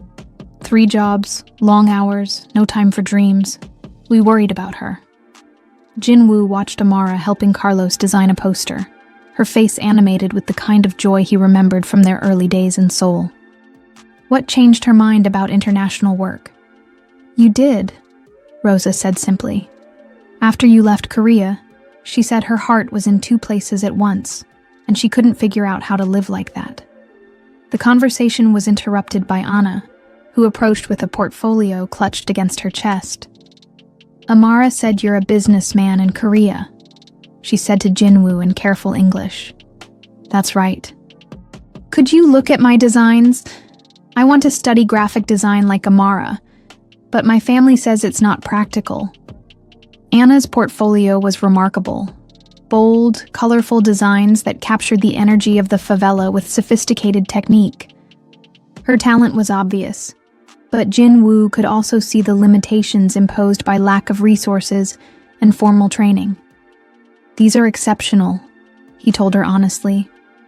Have you applied to universities? Universities are expensive.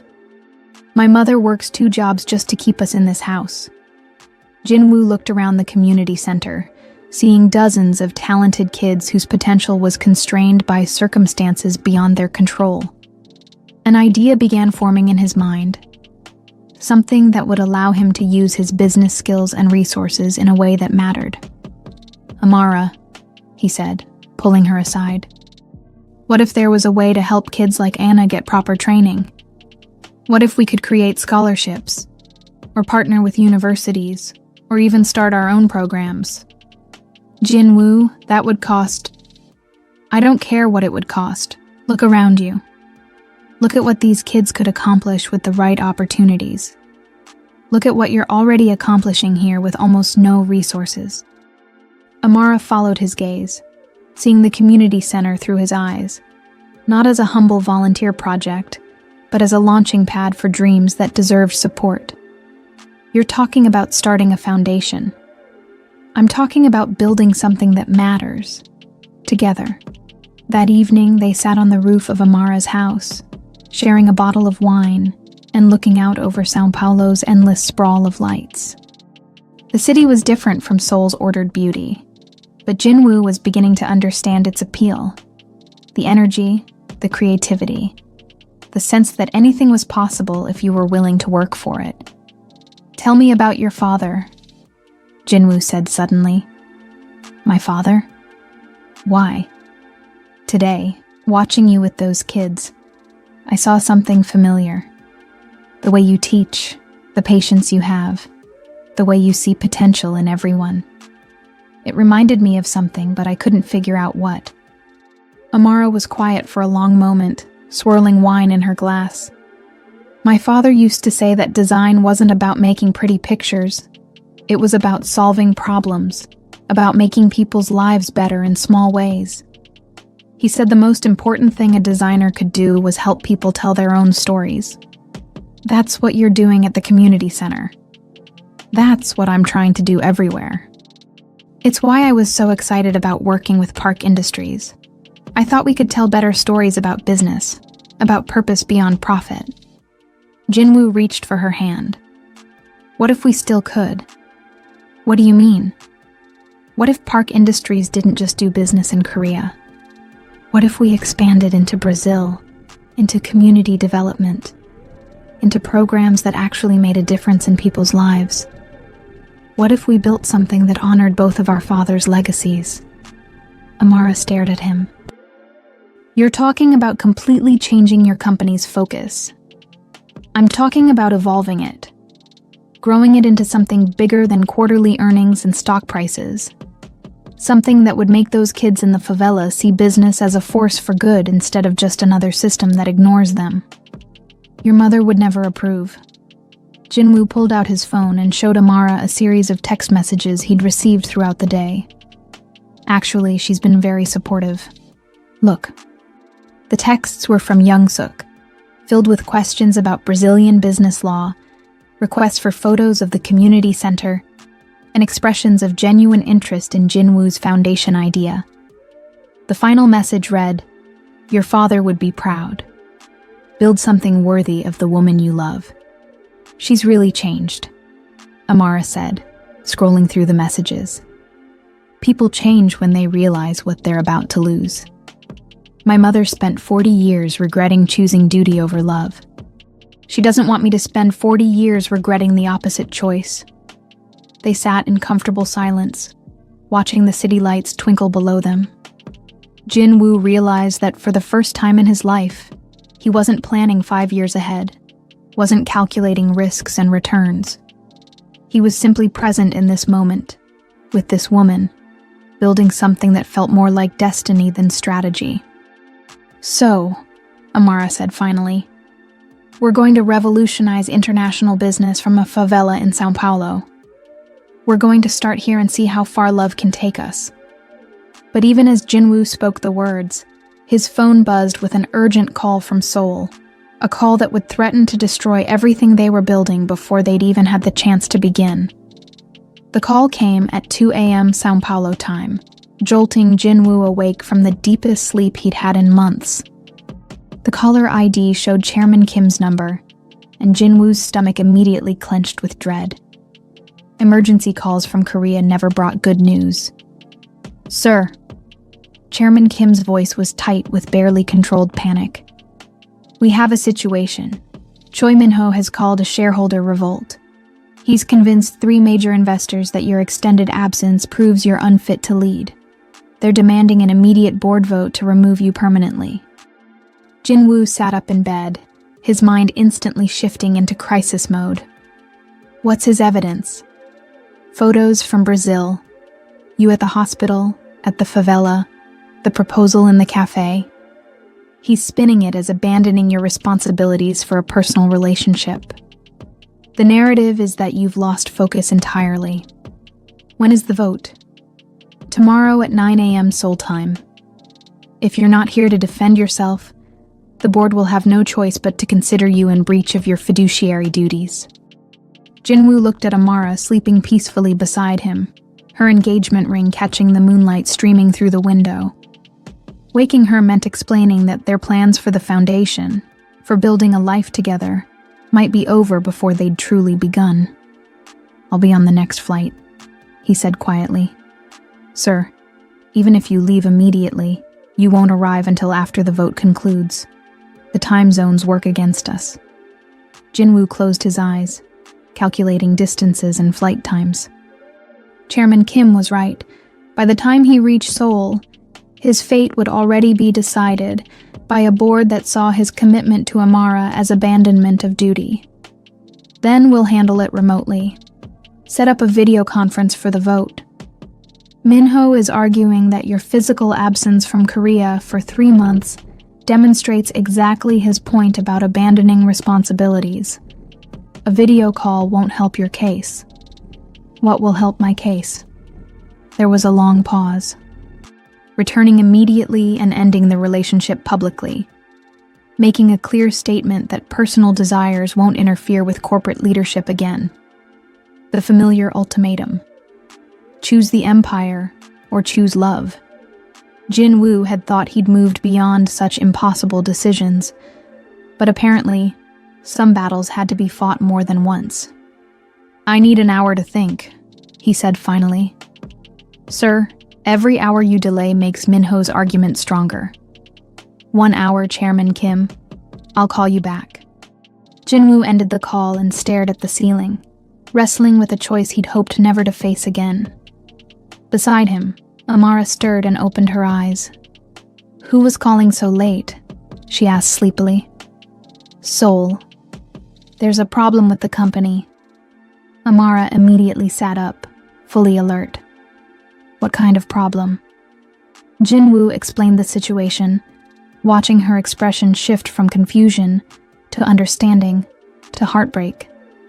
By the time he finished, tears were streaming down her cheeks. "You have to go," she said quietly. "Amara, you have to go. And you have to end this. Us. Publicly, like they want." "I won't do that." "Jinwoo, look at me." She turned to face him directly, her voice steady despite the tears. "That company employs thousands of people. It supports their families, their dreams, their futures. You can't let it be destroyed because of me. It won't be destroyed. Min-ho just wants control. And what if he gets it?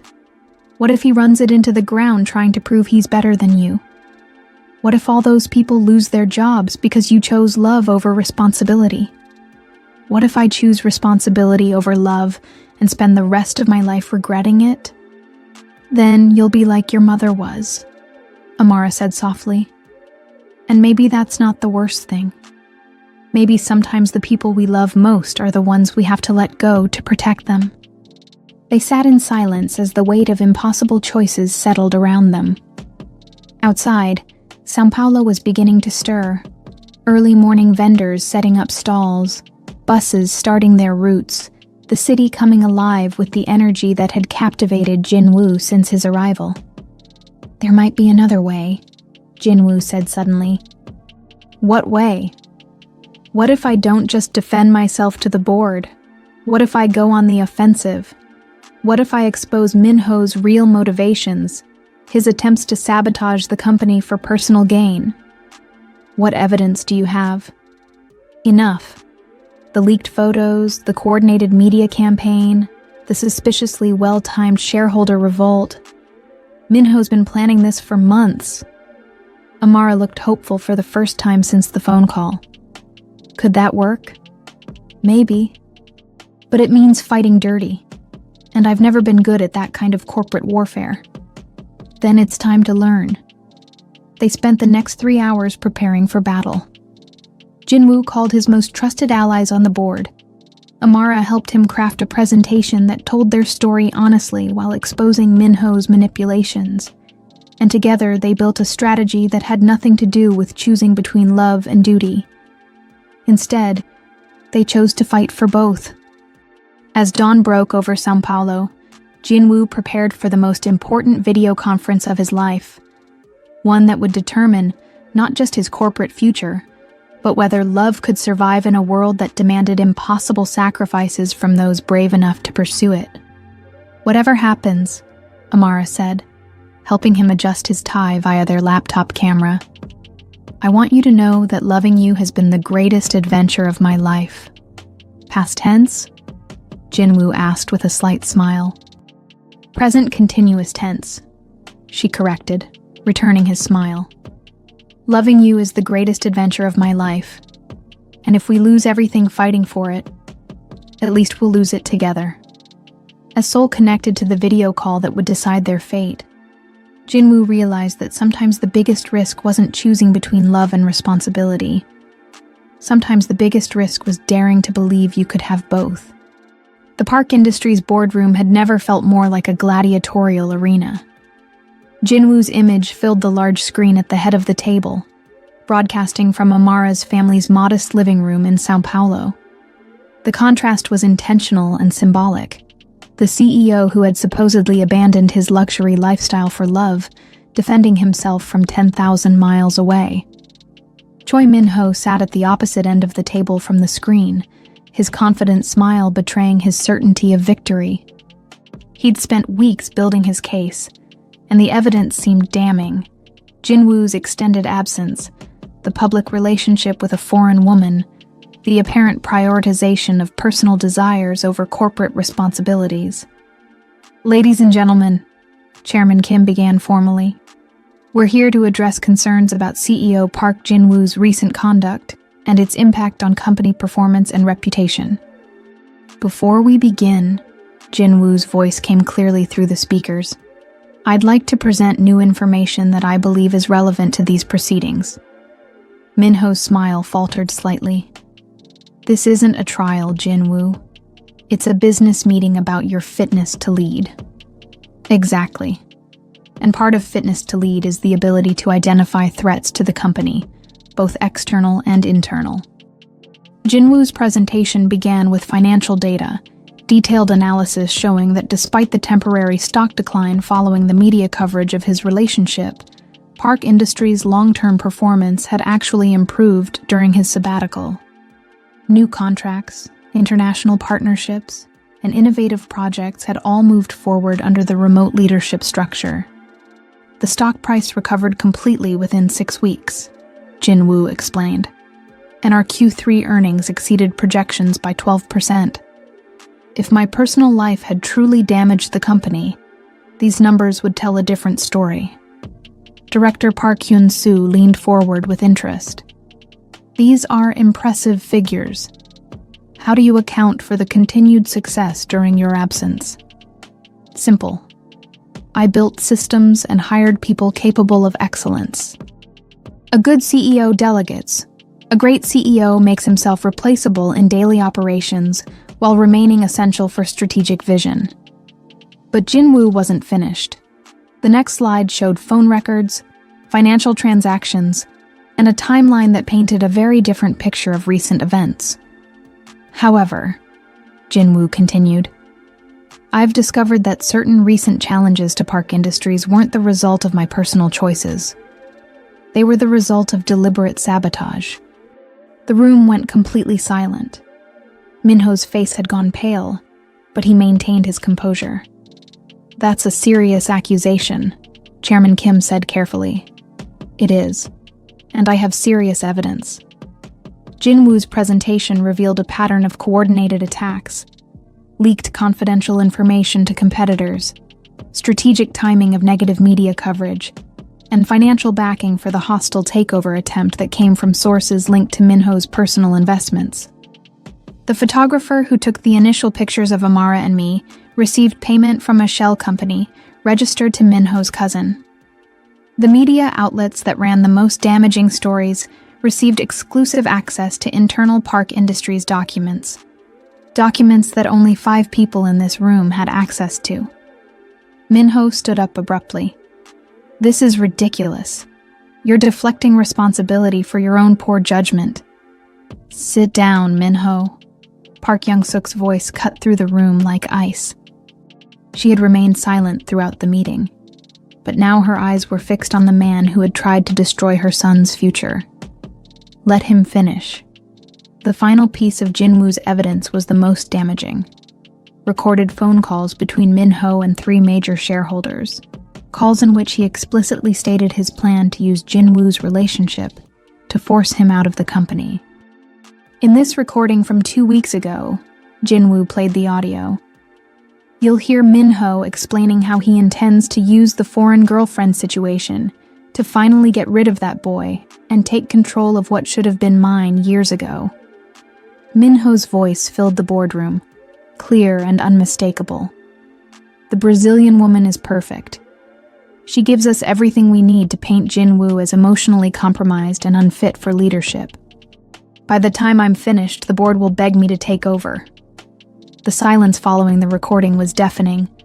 Minho looked like a trapped animal, his carefully constructed facade crumbling in real time. Where did you get this recording? He demanded. From someone who was tired of watching you try to destroy the company from within, Jinwoo replied calmly. Someone who believes Park Industries deserves better than a CEO who would sabotage his own colleagues for personal ambition. Chairman Kim cleared his throat, his discomfort obvious. Minho, do you have a response to these accusations? This is entrapment. Those recordings are taken out of context. The context, Young-suk interrupted, is that you've been systematically undermining my son and this company for your own gain. The question now is whether we press charges for corporate espionage or simply accept your resignation. The vote that followed wasn't even close. Minho was removed from the board unanimously, and Jinwoo's position as CEO was reconfirmed with full support for his remote leadership arrangement. But as the meeting concluded, Jinwoo realized that winning this battle meant very little if he lost the war for his personal happiness. Through the screen, he could see Amara in the background of his video feed, and her expression was one of quiet devastation. After the board members disconnected, Young-suk remained on the call. Well done, my son. Your father would have been proud of how you handled that. Would he have been proud of the cost? Jinwoo asked. What cost? Look behind me, Amioni. Look at Amara's face. She thinks this proves that loving me will always mean she's a liability, that our relationship will always be a weapon someone can use against me. Young-suk studied Amara's image on her screen, the woman who had been brave enough to walk away once to protect Jinwoo, who looked ready to do it again. Then prove her wrong, Young-suk said simply. You've won the boardroom. Now win her heart back. How? The same way your father won mine, even after my parents forced us apart. Show her that love isn't a liability. It's the only thing that makes power worth having. As the call ended, Jinwoo turned to face Amara, who was sitting quietly on the sofa, her hands folded in her lap. "We won," he said. "You won," she corrected. "And you won by proving that I'm exactly what your enemies said I was. A distraction, a weakness they could exploit." "Amara, that's not—" "It is, Jinwoo. And the next time someone wants to hurt you, they'll come for me again. They'll come for us." "Is that really the life you want?" Jinwoo knelt in front of her, taking her hands in his. "It's the only life I want. But only if you're brave enough to want it too." The question hung between them like a bridge waiting to be crossed. Would love be strong enough to survive in a world that saw it as a vulnerability rather than a strength? The answer would determine not just their future, but whether two people from different worlds could build something stronger than the forces trying to tear them apart. 2 days after the board meeting victory, Jinwoo sat in the Santos family's small garden, watching Conceição tend to her plants despite her illness. The chemotherapy had made her weak, but she insisted on maintaining her small patch of green life in their concrete world. "She does this every morning," Amara said, joining him on the wooden bench her father had built years ago. "They do need her. Just like you need me, and I need you." Amara had been distant since the board meeting, withdrawing into the protective shell she'd built around her heart. Jinwoo understood. She'd watched him fight a corporate war where their love was used as ammunition, and she couldn't unsee that reality. "Jinwoo," she said quietly, "I've been thinking about what happened in Seoul. And I think we need to be realistic about what this means. You defeated Minho this time, but there will be other Minhos. Other people who see our relationship as your weakness. Other battles where loving me becomes a liability." Jinwoo turned to face her directly. "So what are you suggesting?" "I'm suggesting that maybe we should end this before it gets worse. Before someone finds a way to use our love against you that you can't defend against. You want to give up? I want to protect you. From what? From being happy? From having someone who loves me enough to walk away if she thinks it's best for me?" Tears gathered in Amara's eyes. "From losing everything that matters to you. Amara, look at me." Jinwoo waited until she met his gaze. "You are everything that matters to me. The company, the money, the reputation. They're just tools. But you're the reason I want to use those tools to build something meaningful. But if I'm constantly a target, then we deal with it together. We get better security, better lawyers, better strategies. We don't surrender to people who want to use love as a weapon." Before Amara could respond, Tiago appeared in the garden doorway with Jinwoo's phone in his hand. "It's your mother," he said. "She says it's important." Young-suk's face appeared on the screen, but she wasn't calling from her office. She was sitting in what looked like a hotel room, and her expression was serious but not alarmed. "Jinwoo, I'm in Sao Paulo." "What? Where?" "I landed an hour ago. I'm at the Copacabana Palace. We need to talk, all three of us. You, me, and Amara. Can you come?"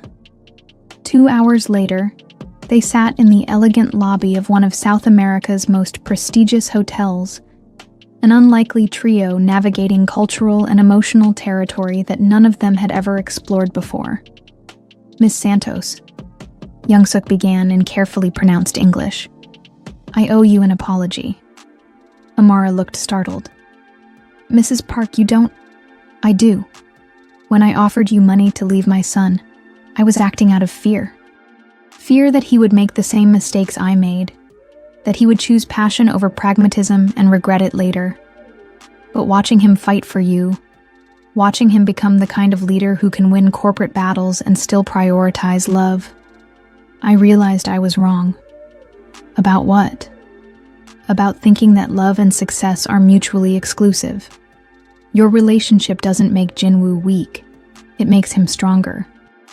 It gives him something worth fighting for beyond just maintaining what already exists. Jinwoo reached for Amara's hand, squeezing gently. Aomioni, what are you really saying? I'm saying that I want you to come home to Seoul. Both of you. Together. But the media attention, the corporate politics, will be managed. I've spent the last 2 days meeting with our public relations team, our legal department, and our board of directors. We're prepared to announce Park Industries' expansion into Brazil, with Amara as our Director of International Community Development. Amara stared at her. What? The foundation you and Jinwoo discussed. We're making it real.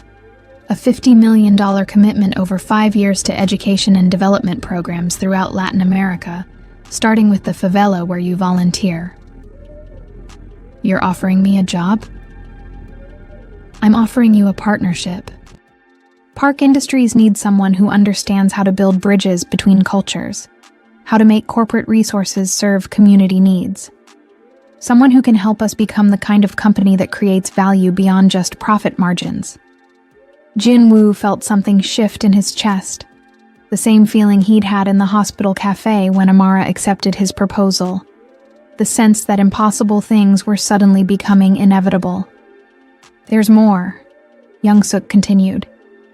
I've also arranged for your mother's treatment, the experimental therapy in Rio, plus the best oncology team in South America. Park Industries' medical insurance will cover everything. Amara's composure finally cracked completely. She buried her face in her hands and sobbed. Not with sadness, but with overwhelming relief and gratitude. Why? She asked through her tears. Why are you doing this? Because 40 years ago, I was forced to choose between love and family duty. I chose duty, and I spent 4 decades wondering if I made the right decision. When I saw my son willing to give up everything for you, I realized the answer. Duty without love is just sophisticated slavery. But love with purpose, love that builds something beautiful, that's what makes life worth living. Young-suk reached into her purse and pulled out an old photograph, the same one Jinwoo had seen in her office, showing her with the pianist she'd never married. This is Park Jae-min, she said to Amara. The man I should have fought for.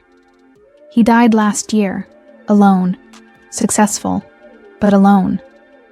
I don't want Jinwoo to wonder for 40 years whether he chose correctly. I want him to know he chose love and found a way to make it work. They sat in the elegant hotel lobby. 3 people from different generations and cultures, bound together by the understanding that love wasn't a luxury or a weakness. It was the foundation upon which everything else worth building had to rest. So, Jinwoo said finally, are you ready to come home with me? To Seoul? To a life where we build something extraordinary together? Amara wiped her tears and smiled, the radiant, unguarded smile that had first captured his attention in a Hongdae cafe. I'm ready, she said. But first we have a wedding to plan. And this time I want your mother to help. Young-suk's smile was the brightest Jinwoo had ever seen from her. I thought you'd never ask. As they left the hotel together, Jinwoo realized that sometimes the greatest victory wasn't winning the battle. It was convincing everyone involved that there had never been a war in the first place. Love, it turned out, was the ultimate corporate strategy. 3 months later, Jinwoo stood in the arrivals terminal of Incheon Airport, his arm around Amara as they faced the wall of camera flashes and shouted questions from the Korean media. But this time, the attention felt different. Not like an invasion, but like a celebration.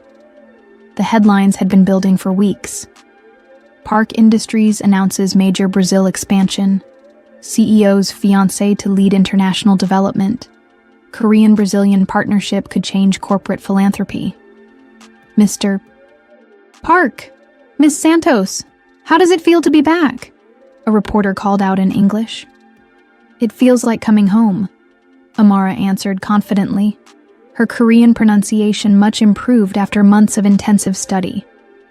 I'm excited to bring everything I learned in Brazil to our work here in Seoul. The press conference that followed was unlike anything in Park Industries' corporate history. Instead of the usual dry financial announcements, Jinwoo and Amara presented a vision for business that prioritized community impact alongside profit margins. They showed videos from the São Paulo favela, where construction had begun on a new design school, funded by Park Industries, but operated by local community leaders. This isn't charity, Jinwoo explained to the gathered media. This is investment in human potential. When we give people the tools to tell their own stories, to build their own futures, everybody wins. Miss Santos, a Korean reporter asked, some critics say you're using your relationship with CEO Park to promote your personal agenda. How do you respond? Amara's answer was calm and confident. I'd say those critics don't understand that personal and professional growth aren't mutually exclusive. Jinwoo became a better CEO when he learned to see business as more than just numbers on a spreadsheet. I became a better designer when I learned to think globally while acting locally. Our relationship didn't compromise our professional judgment, it enhanced it. Back at the Park Industries building, the transformation was visible immediately. The sterile corporate art had been replaced with pieces from Brazilian and Korean artists, creating visual bridges between cultures. The executive floor included a new community outreach center, where local nonprofits could present proposals for partnership programs. It's like a completely different company, Lee Jae-sung observed, as he briefed Jinwoo on the changes that had occurred during his final month in Brazil. Employee satisfaction is at an all-time high. Our international partnerships have doubled, and the stock price has reached record levels. What about the board? Completely supportive. Especially after the Brazil expansion announcement generated more positive media coverage than Park Industries has received in the past decade combined. That evening, Jinwoo and Amara stood on the rooftop of his penthouse, now their penthouse, looking out over Seoul's glittering skyline. The apartment had been transformed during their absence, filled with personal touches that made it feel like a home rather than a museum. Photographs from Brazil, plants that Conceição had insisted they bring to Korea, artwork from the favela community center. Do you miss it? Jinwoo asked. São Paulo? Every day. But I don't miss feeling like I had to choose between my dreams and my family. Here, I can do work that matters while being with the person I love. That's not something I ever thought was possible. What about the cultural adjustment? Seoul is so different from Brazil. Amara laughed, the sound carrying across the city lights. Jinwoo, 6 months ago you were a workaholic CEO who had never eaten street food or taken public transportation. If you can learn to be human, I can learn to be Korean. You don't have to become Korean. You just have to become you here. And who is that exactly? The woman who taught me that bridges aren't just about architecture. They're about connection. The woman who showed me that the most important business metric isn't profit margin. It's lives changed. Their wedding was planned for the following spring, a ceremony that would blend Korean and Brazilian traditions in ways that honored both cultures, without compromising either. Young Suk had thrown herself into the planning with enthusiasm that surprised everyone, especially herself.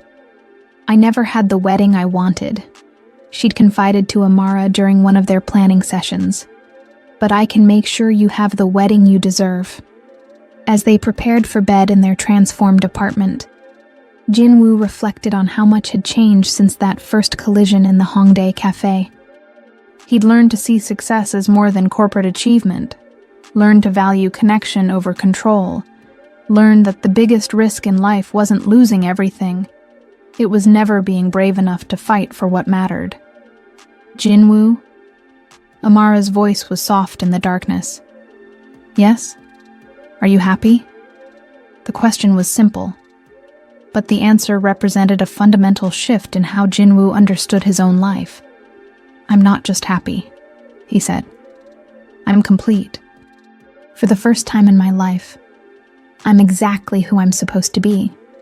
with exactly the person I'm supposed to be with, doing exactly the work that matters. Even when it's complicated? Especially when it's complicated. Easy love isn't worth having. Love that survives corporate sabotage and cultural differences and family pressure. That's the kind of love that changes the world. As Seoul hummed to life around them, Jinwoo realized that his story had never been about choosing between love and responsibility. It had been about learning that the greatest responsibility was to love completely, courageously, and without compromise.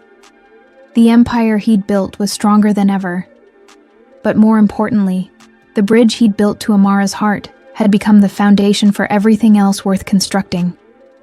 Tomorrow would bring new challenges, new opportunities to prove that business could be a force for good, new ways to demonstrate that love wasn't a liability, but the ultimate strategic advantage. But tonight, he was simply a man who had found his way home. 1 year later, the morning of Jinwoo and Amara's wedding dawned clear and bright over Seoul, with spring cherry blossoms providing a perfect backdrop for what promised to be the social event of the year. But in the bridal suite of the Shilla Hotel, Park Young-suk sat alone with her son's fiancé, sharing a moment that neither woman had expected when they first met. "Are you nervous?" Young-suk asked, carefully adjusting Amara's hanbok, a stunning fusion of traditional Korean silk with Brazilian-inspired embroidery that represented both cultures beautifully. "Terrified," Amara admitted with a laugh. "Not about marrying Jinwoo, but about everything else. The ceremony, the media attention, the expectations of being married to Korea's most eligible bachelor. You know what I was thinking about this morning?" Young-suk said, smoothing an invisible wrinkle from the silk. "My own wedding day. I was terrified too, but for different reasons." "What reasons?" "I was marrying a good man who would take care of me, provide for me, give me a respectable life. But I wasn't marrying the man I loved. I was 23 years old, and I was already settling for safety instead of pursuing happiness." Amara turned to face her future mother-in-law directly. "Do you regret it?" "I regret not fighting harder for what I wanted. But I don't regret Jinwoo's father entirely. He was a kind man who deserved better than a wife who never stopped mourning her first love. And without him, I wouldn't have Jinwoo. And Jinwoo wouldn't have found you." Young-suk moved to the window, looking out over Seoul's bustling streets where wedding guests were already gathering. "When I first met you, I saw everything I was afraid of. Passion, unpredictability, the kind of love that makes people do irrational things. I thought that kind of love was dangerous. And now? Now I think the opposite. I think rational love, love that's calculated and careful and convenient, is what's dangerous. It creates marriages like mine was, functional but hollow. What you and Jinwoo have, it's messy and complicated and sometimes inconvenient, but it's real. And real love creates real happiness." There was a soft knock at the door, and Kaya entered wearing her maid of honor dress, an elegant design that complemented Amara's handbook perfectly. "Ladies, we have a situation," she announced with the tone of someone who thrived on solving problems. "The Brazilian side of the family has arrived, and they've brought instruments. Lots of instruments. The hotel staff doesn't know what to do." Amara laughed, the sound bright and unworried. "That would be my cousin Miguel and his samba group. They've been planning to serenade Jinwoo for months." "In the middle of a traditional Korean ceremony?" Young-suk asked. "Actually," Amara said with a mischievous smile, "I was hoping we could blend some Brazilian music into the reception. Music is the universal language, after all." Young-suk considered this for a moment, then surprised both younger women by smiling broadly. "You know what? Let's do it. Let's have the kind of wedding that celebrates everything we are instead of what we're expected to be." An hour later, the ceremony itself was a masterpiece of cultural fusion. Jinwoo, resplendent in traditional Korean formal wear, waited at the altar as Amara walked down the aisle to a subtle blend of classical Korean music and Brazilian bossa nova. The ceremony included elements from both traditions, tea ceremonies and samba rhythms, formal bows and warm embraces, ancient rituals and contemporary vows. When it came time for Jinwoo and Amara to exchange personal vows, they spoke in both Korean and Portuguese, creating a linguistic bridge that brought tears to eyes throughout the audience. "Amara," Jinwoo said in Korean, then repeated in English for the international guests.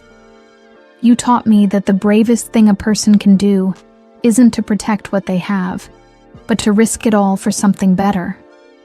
You showed me that love isn't a weakness to be managed, but a strength to be celebrated.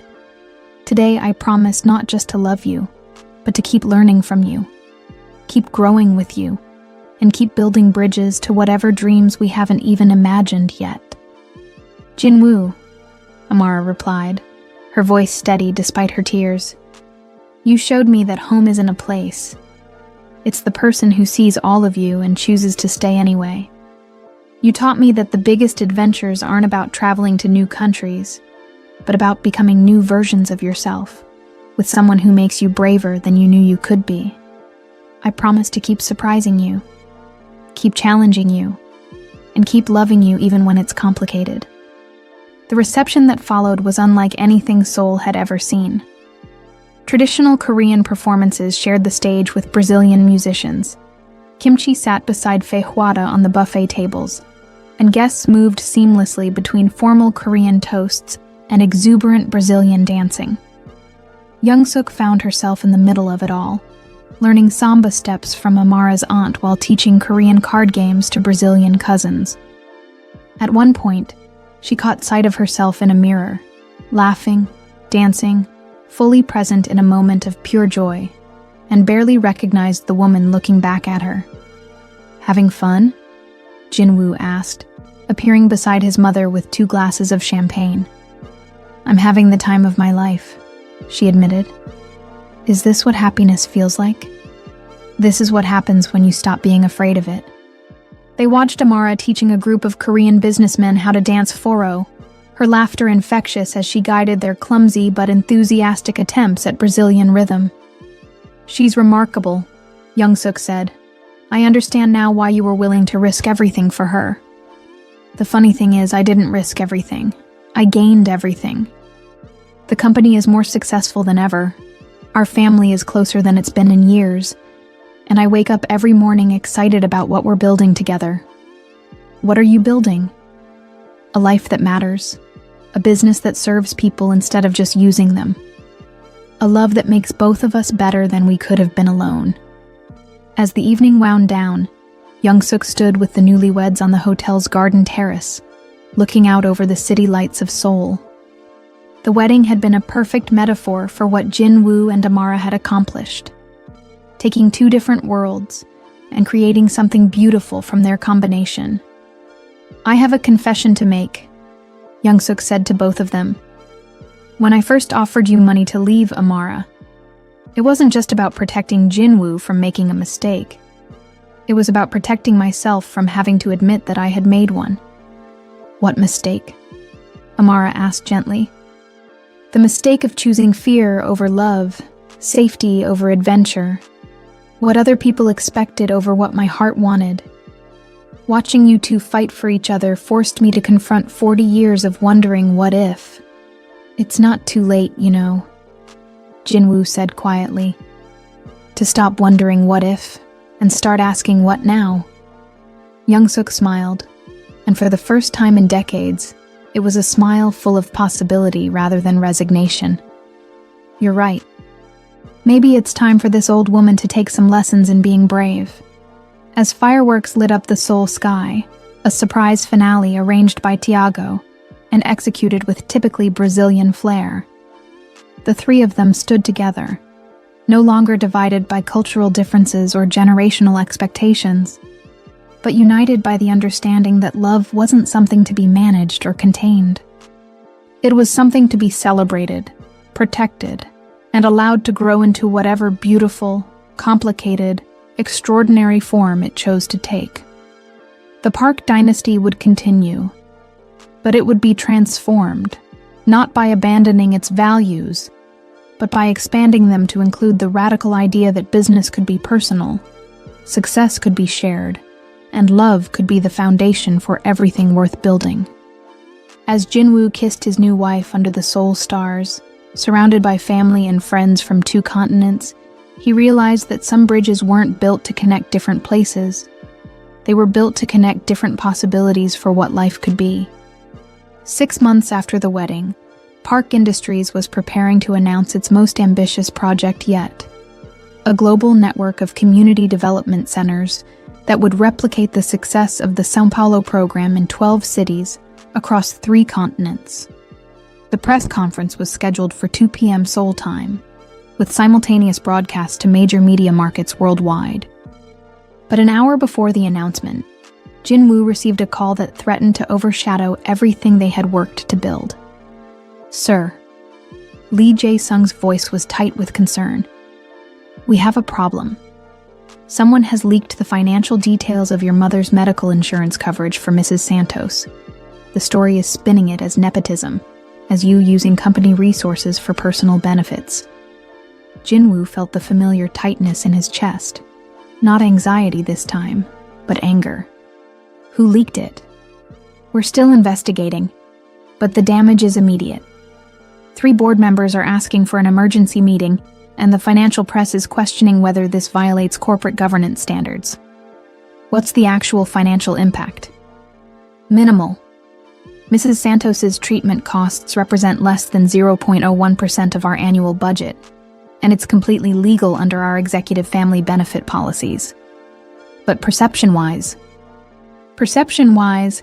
it looks like I'm using shareholders' money to take care of my wife's family." Jinwoo looked across their home office where Amara was reviewing presentation materials for the press conference, her face focused and excited about announcing the global expansion of their community development program. She had no idea that their life was once again under attack. "Jae-sung, who's driving this story?" The initial leak came from Business Daily Korea, but it's being picked up internationally. The reporter is Kim Min-jun. He's known for aggressive coverage of corporate governance issues. "Set up a call with Kim Min-jun in 30 minutes. I want to talk to him directly." "Sir, that's highly unusual. Maybe we should go through our PR department." "No. If someone wants to question my integrity, they can do it to my face." 25 minutes later, Jinwoo was on a video call with Kim Min-jun, a sharp-eyed reporter in his 40s, with a reputation for taking down CEOs who bent ethical rules. "Mr. Park, thank you for agreeing to speak with me directly. As you know, I'm investigating whether Park Industries' payment for your mother-in-law's medical treatment represents an inappropriate use of corporate funds. Mr. Kim, I appreciate your diligence in investigating corporate governance. It's important work. But I think you're missing the bigger story here, which is that corporate family benefit policies exist precisely to support executives' families during medical crises. My mother-in-law's treatment is covered under the same policy that would cover any board member's spouse or parent. The only difference is that she's Brazilian rather than Korean. But the timing seems convenient, approving these benefits just months before your marriage to her daughter. The timing, Jinwoo said carefully, reflects the reality that serious illness doesn't wait for convenient corporate calendar schedules. But Mr. Kim, let me ask you something. If I were married to a Korean woman whose mother needed expensive medical treatment, would we be having this conversation? The reporter paused, clearly considering the question. Probably not. Then what we're really discussing isn't corporate governance. It's whether Korean companies should support their executives' international families with the same policies they apply to domestic families. That's an interesting perspective. It's the only perspective that makes sense in a global business environment. Mr. Kim, in 2 hours I'm announcing Park Industries' expansion into 12 international markets. We're going to employ thousands of people across 3 continents. generate millions in revenue, and fund community development programs that will impact hundreds of thousands of lives. Does it make sense to focus on a medical insurance payment that represents 0.01% of our budget, or should we talk about the 99% that's creating value for shareholders and communities? By the time the call ended, Jinwoo had not only defended the insurance coverage, but had convinced Kim Min-jun to attend the press conference and cover the global expansion announcement. "How did you do that?" Amara asked, having overheard the last part of the conversation. I told him the truth. Sometimes people are so focused on looking for corruption that they miss the actual story. The press conference that afternoon was a masterclass in corporate communication. Jinwoo opened with a direct acknowledgement of the morning's controversy, explaining the family benefit policy clearly and transparently, then pivoted immediately to the global expansion announcement. "Ladies and gentlemen," he said, standing beside Amara and a wall-sized map showing Park Industries' new international presence. "Today, we're not just announcing business expansion. We're announcing a fundamental shift in how global corporations can create value." The presentation that followed was unlike anything in Korean corporate history. Instead of focusing solely on projected revenues and market penetration, Jinwoo and Amara showcased the human impact of their community development model. They showed videos of the São Paulo Design School graduation ceremony, where 30 young people had received certificates that would transform their economic prospects. They presented data showing how community investment had created jobs, reduced crime rates, and increased local business development. "This isn't charity disguised as business," Amara explained to the international media audience. "This is business that recognizes that sustainable profit requires sustainable communities. When we invest in people's potential, everyone wins." "Mr. Park," a reporter called out. "Critics say you're using corporate resources to fund your personal social justice agenda. How do you respond?" "I respond by showing you the numbers. Our community development programs have generated a 340% return on investment through job creation, increased local spending, and reduced security costs. But more than that, they've created brand loyalty and employee satisfaction that translates to improved performance across all our business units." "Mrs. Park," another journalist addressed Amara, "how do you balance your role as CEO's wife with your professional responsibilities?" "I don't balance them," Amara replied with a confident smile. "I integrate them. My marriage to Jinwoo doesn't compromise my professional judgment. It enhances it. Together, we see possibilities that neither of us would see alone. That's not a conflict of interest. That's a competitive advantage." The final question came from Kim Min-jun, the reporter who had challenged them that morning. "Mr. Park, looking back on the controversies surrounding your relationship, do you have any regrets about the path you chose?" Jinwoo looked at Amara, then back at the crowd of journalists and cameras broadcasting their words around the world. "My only regret," he said, "is that it took me 34 years to learn that the greatest business strategy isn't about eliminating risk. It's about taking the right risks for the right reasons. I risked everything for love, and I gained everything that matters. A partner who makes me better, work that creates lasting value, and the knowledge that success isn't worth having unless you can share it with someone who sees you as more than your achievements." The press conference ended with thunderous applause, but more importantly, it ended with a fundamental shift in how the media and the business community viewed Jinwoo and Amara's partnership.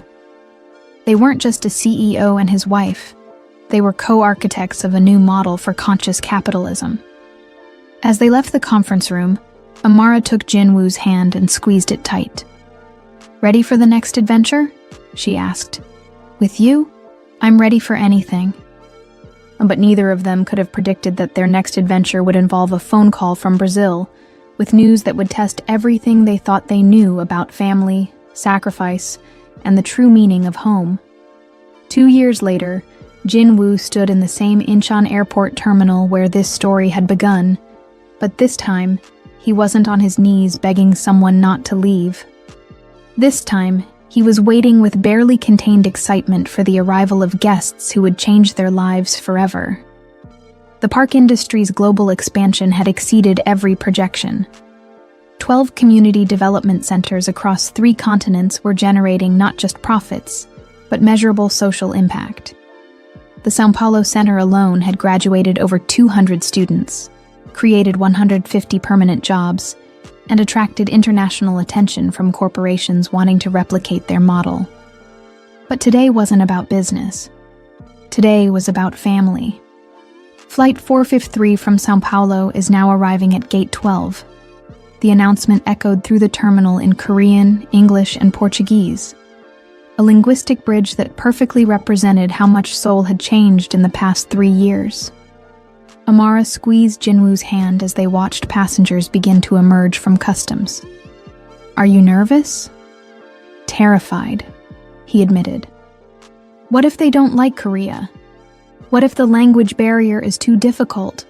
What if you stop worrying and remember that love translates into any language?" The first person they saw was Conceição Santos, walking slowly but under her own power, her cancer in complete remission thanks to the experimental treatment that had worked better than anyone dared hope. Behind her came Tiago, grinning widely as he pushed a cart loaded with luggage and what appeared to be several musical instruments. But it was the third figure who made Jinwoo's breath catch in his throat. A tiny girl with Amara's eyes and smile, holding Conceição's hand and looking around the airport with wonder and curiosity. "Tia Amara," the child called out in Portuguese, breaking free from her grandmother's grip and running toward them. Amara knelt down and caught her 3-year-old niece, Isabella, in a fierce hug. "Minha princesa, how was the flight?" "Long," Isabella replied in Portuguese, then switched to carefully practiced Korean. "Annyeonghaseyo, Jinwoo Samchon." Jinwoo felt tears spring to his eyes as the little girl who had been born just months after his wedding to Amara addressed him as uncle in perfect Korean pronunciation. Tiago had been teaching her, preparing for this moment when Amara's Brazilian family would finally come to live permanently in Seoul. The reunion in the airport was everything Jinwoo had hoped for, and more. Conceição embraced him like the son she'd never had. Tiago presented him with a small Brazilian flag for his office, and Isabella insisted on being carried on his shoulders as they walked through the terminal. "Welcome to Korea," Jinwoo said in Portuguese, his pronunciation much improved after 2 years of practice. "Welcome to the family," Conceição replied in Korean, making everyone laugh at the linguistic role reversal. The drive through Seoul was a revelation. Isabella pressed her face to the car window, chattering excitedly in a mixture of Portuguese and Korean as she pointed out skyscrapers, neon signs, and the Han River. Conceição asked thoughtful questions about Korean culture, clearly eager to understand her daughter's adopted home. Tiago took photos of everything, already planning Instagram posts that would document their Korean adventure. Their new apartment in Gangnam was perfect, a spacious 3-bedroom unit in the same building as Jinwoo and Amara's penthouse, with views of the city and enough room for a Brazilian grandmother, a university-age son, and a curious toddler to build their new life. "It's beautiful," Conceição said, exploring the rooms that had been decorated with a blend of Korean and Brazilian elements. "But are you sure about this? Us living so close to your married life?" "My," Amara said, using the Portuguese word for mother that had become natural over their years together. "Family isn't an interruption to married life. Family is what makes married life meaningful." That evening, they gathered on the rooftop terrace of Jinwoo and Amara's penthouse for dinner, a feast that perfectly represented their multicultural family. Korean barbecue sat alongside Brazilian feijoada, kimchi shared table space with pão de açúcar, and Isabella delighted everyone by confidently using chopsticks to eat both Korean and Brazilian food. I have an announcement, Tiago said as they lingered over dessert and wine. I've been accepted to Seoul National University's engineering program, with a full scholarship. The table erupted in cheers and congratulations. Tiago's acceptance to Korea's most prestigious university represented not just personal achievement, but the success of the educational programs that Park Industries had been funding. I'm proud of you, Jinwoo told his brother-in-law. But I'm not surprised. You've worked incredibly hard for this. I had good teachers, Tiago replied, looking at Amara with gratitude. And good examples of what's possible when you're brave enough to chase your dreams across continents. As the evening wound down, Jinwoo found himself on the terrace with Conceição, both of them watching the Seoul skyline sparkle in the distance. Thank you, she said quietly in Portuguese, for giving my daughter a life I never could have imagined for her. Thank you for raising a daughter who taught me what life could be, Jinwoo replied in the same language. Conceição, I want you to know that bringing you here isn't charity or obligation. You're not guests in our life. You're the foundation of our family. Even when Isabella wakes up at 5 a.m. singing Brazilian songs at the top of her lungs? Jinwoo laughed. Especially then. This penthouse has been too quiet for too long. Later that night, as they prepared for bed, Amara found Jinwoo standing at their bedroom window, looking out over the city where their impossible love story had begun. What are you thinking about? She asked, wrapping her arms around him from behind. I'm thinking about that day in the cafe when you asked me if I'd ever felt butterflies in my stomach. I told you I never had. And now? Now I feel them every day. When I watch you teach Isabella to paint. When I see your mother laughing at Korean dramas she doesn't understand. When Tiago calls me Hyung instead of Jinwoo Samchon. Every ordinary moment feels extraordinary because we built this life together. Amara turned him around to face her. Jinwoo, do you remember what you asked me on our first date? You asked me what I wanted from life. Adventure, challenge, the chance to fall in love with something new. I got all of that. But I got something I didn't even know I wanted. I got home. Not a place, but a person. Not just a person, but a whole family that spans 2 continents and 3 languages and creates beauty everywhere we go. They kissed softly, a kiss that tasted like wine and promises and the comfortable intimacy of 2 people who had fought for their love and won. So what's next? Jinwoo asked. What's our next impossible dream? Well, Amara said with a mischievous smile, Isabella has been asking when she's going to get a Korean cousin to play with.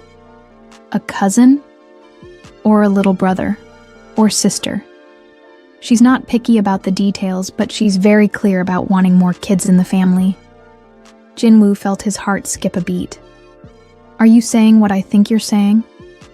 I'm saying that love isn't just about 2 people finding each other. It's about creating something bigger than either of you could be alone. We've created a business that changes lives, a family that bridges cultures, and a home that proves love is stronger than every force that tries to tear it apart. And now we keep building. We add to this beautiful, complicated, extraordinary family we've created. We raise children who speak 3 languages and understand that the world is bigger than any one culture or country. We build a legacy that's about more than corporate profits. It's about proving that love, when it's real and brave and committed, can transform everything it touches. As they fell asleep that night, surrounded by the sounds of their extended family settling into their Korean home, Isabella's sleepy singing from down the hall, Conceição's quiet prayers in Portuguese, Tiago's late-night phone call with friends from Brazil, Jinwoo realized that his story had never been about choosing between love and responsibility. It had been about discovering that the deepest responsibility was to love completely, to build bridges instead of walls, and to create something beautiful enough to justify all the risks they'd taken to get there. 3 years ago, he'd been a man who measured success in stock prices and quarterly projections. Now he was a man who measured it in languages learned, lives changed, and the laughter of a little girl who called him uncle in Korean, and taught him that the most important business metric was how many people you could love without compromising who you were. The empire Park Jin-woo had inherited was stronger than ever. But the family he'd chosen to build with Amara Santos was his true masterpiece, a testament to the revolutionary idea that love wasn't a liability to be managed, but the foundation upon which everything worthwhile had to be constructed. As Seoul hummed to life around them, carrying the dreams of millions of people in dozens of languages, Jin-woo held his wife close and smiled at the future they were creating together, one impossible dream at a time. Some bridges, he had learned, weren't built to connect places. They were built to connect hearts. And the bridge he'd built to Amara's heart had become the pathway to a life more extraordinary than anything he'd ever dared to imagine possible. Forever, finally, was exactly where they belonged.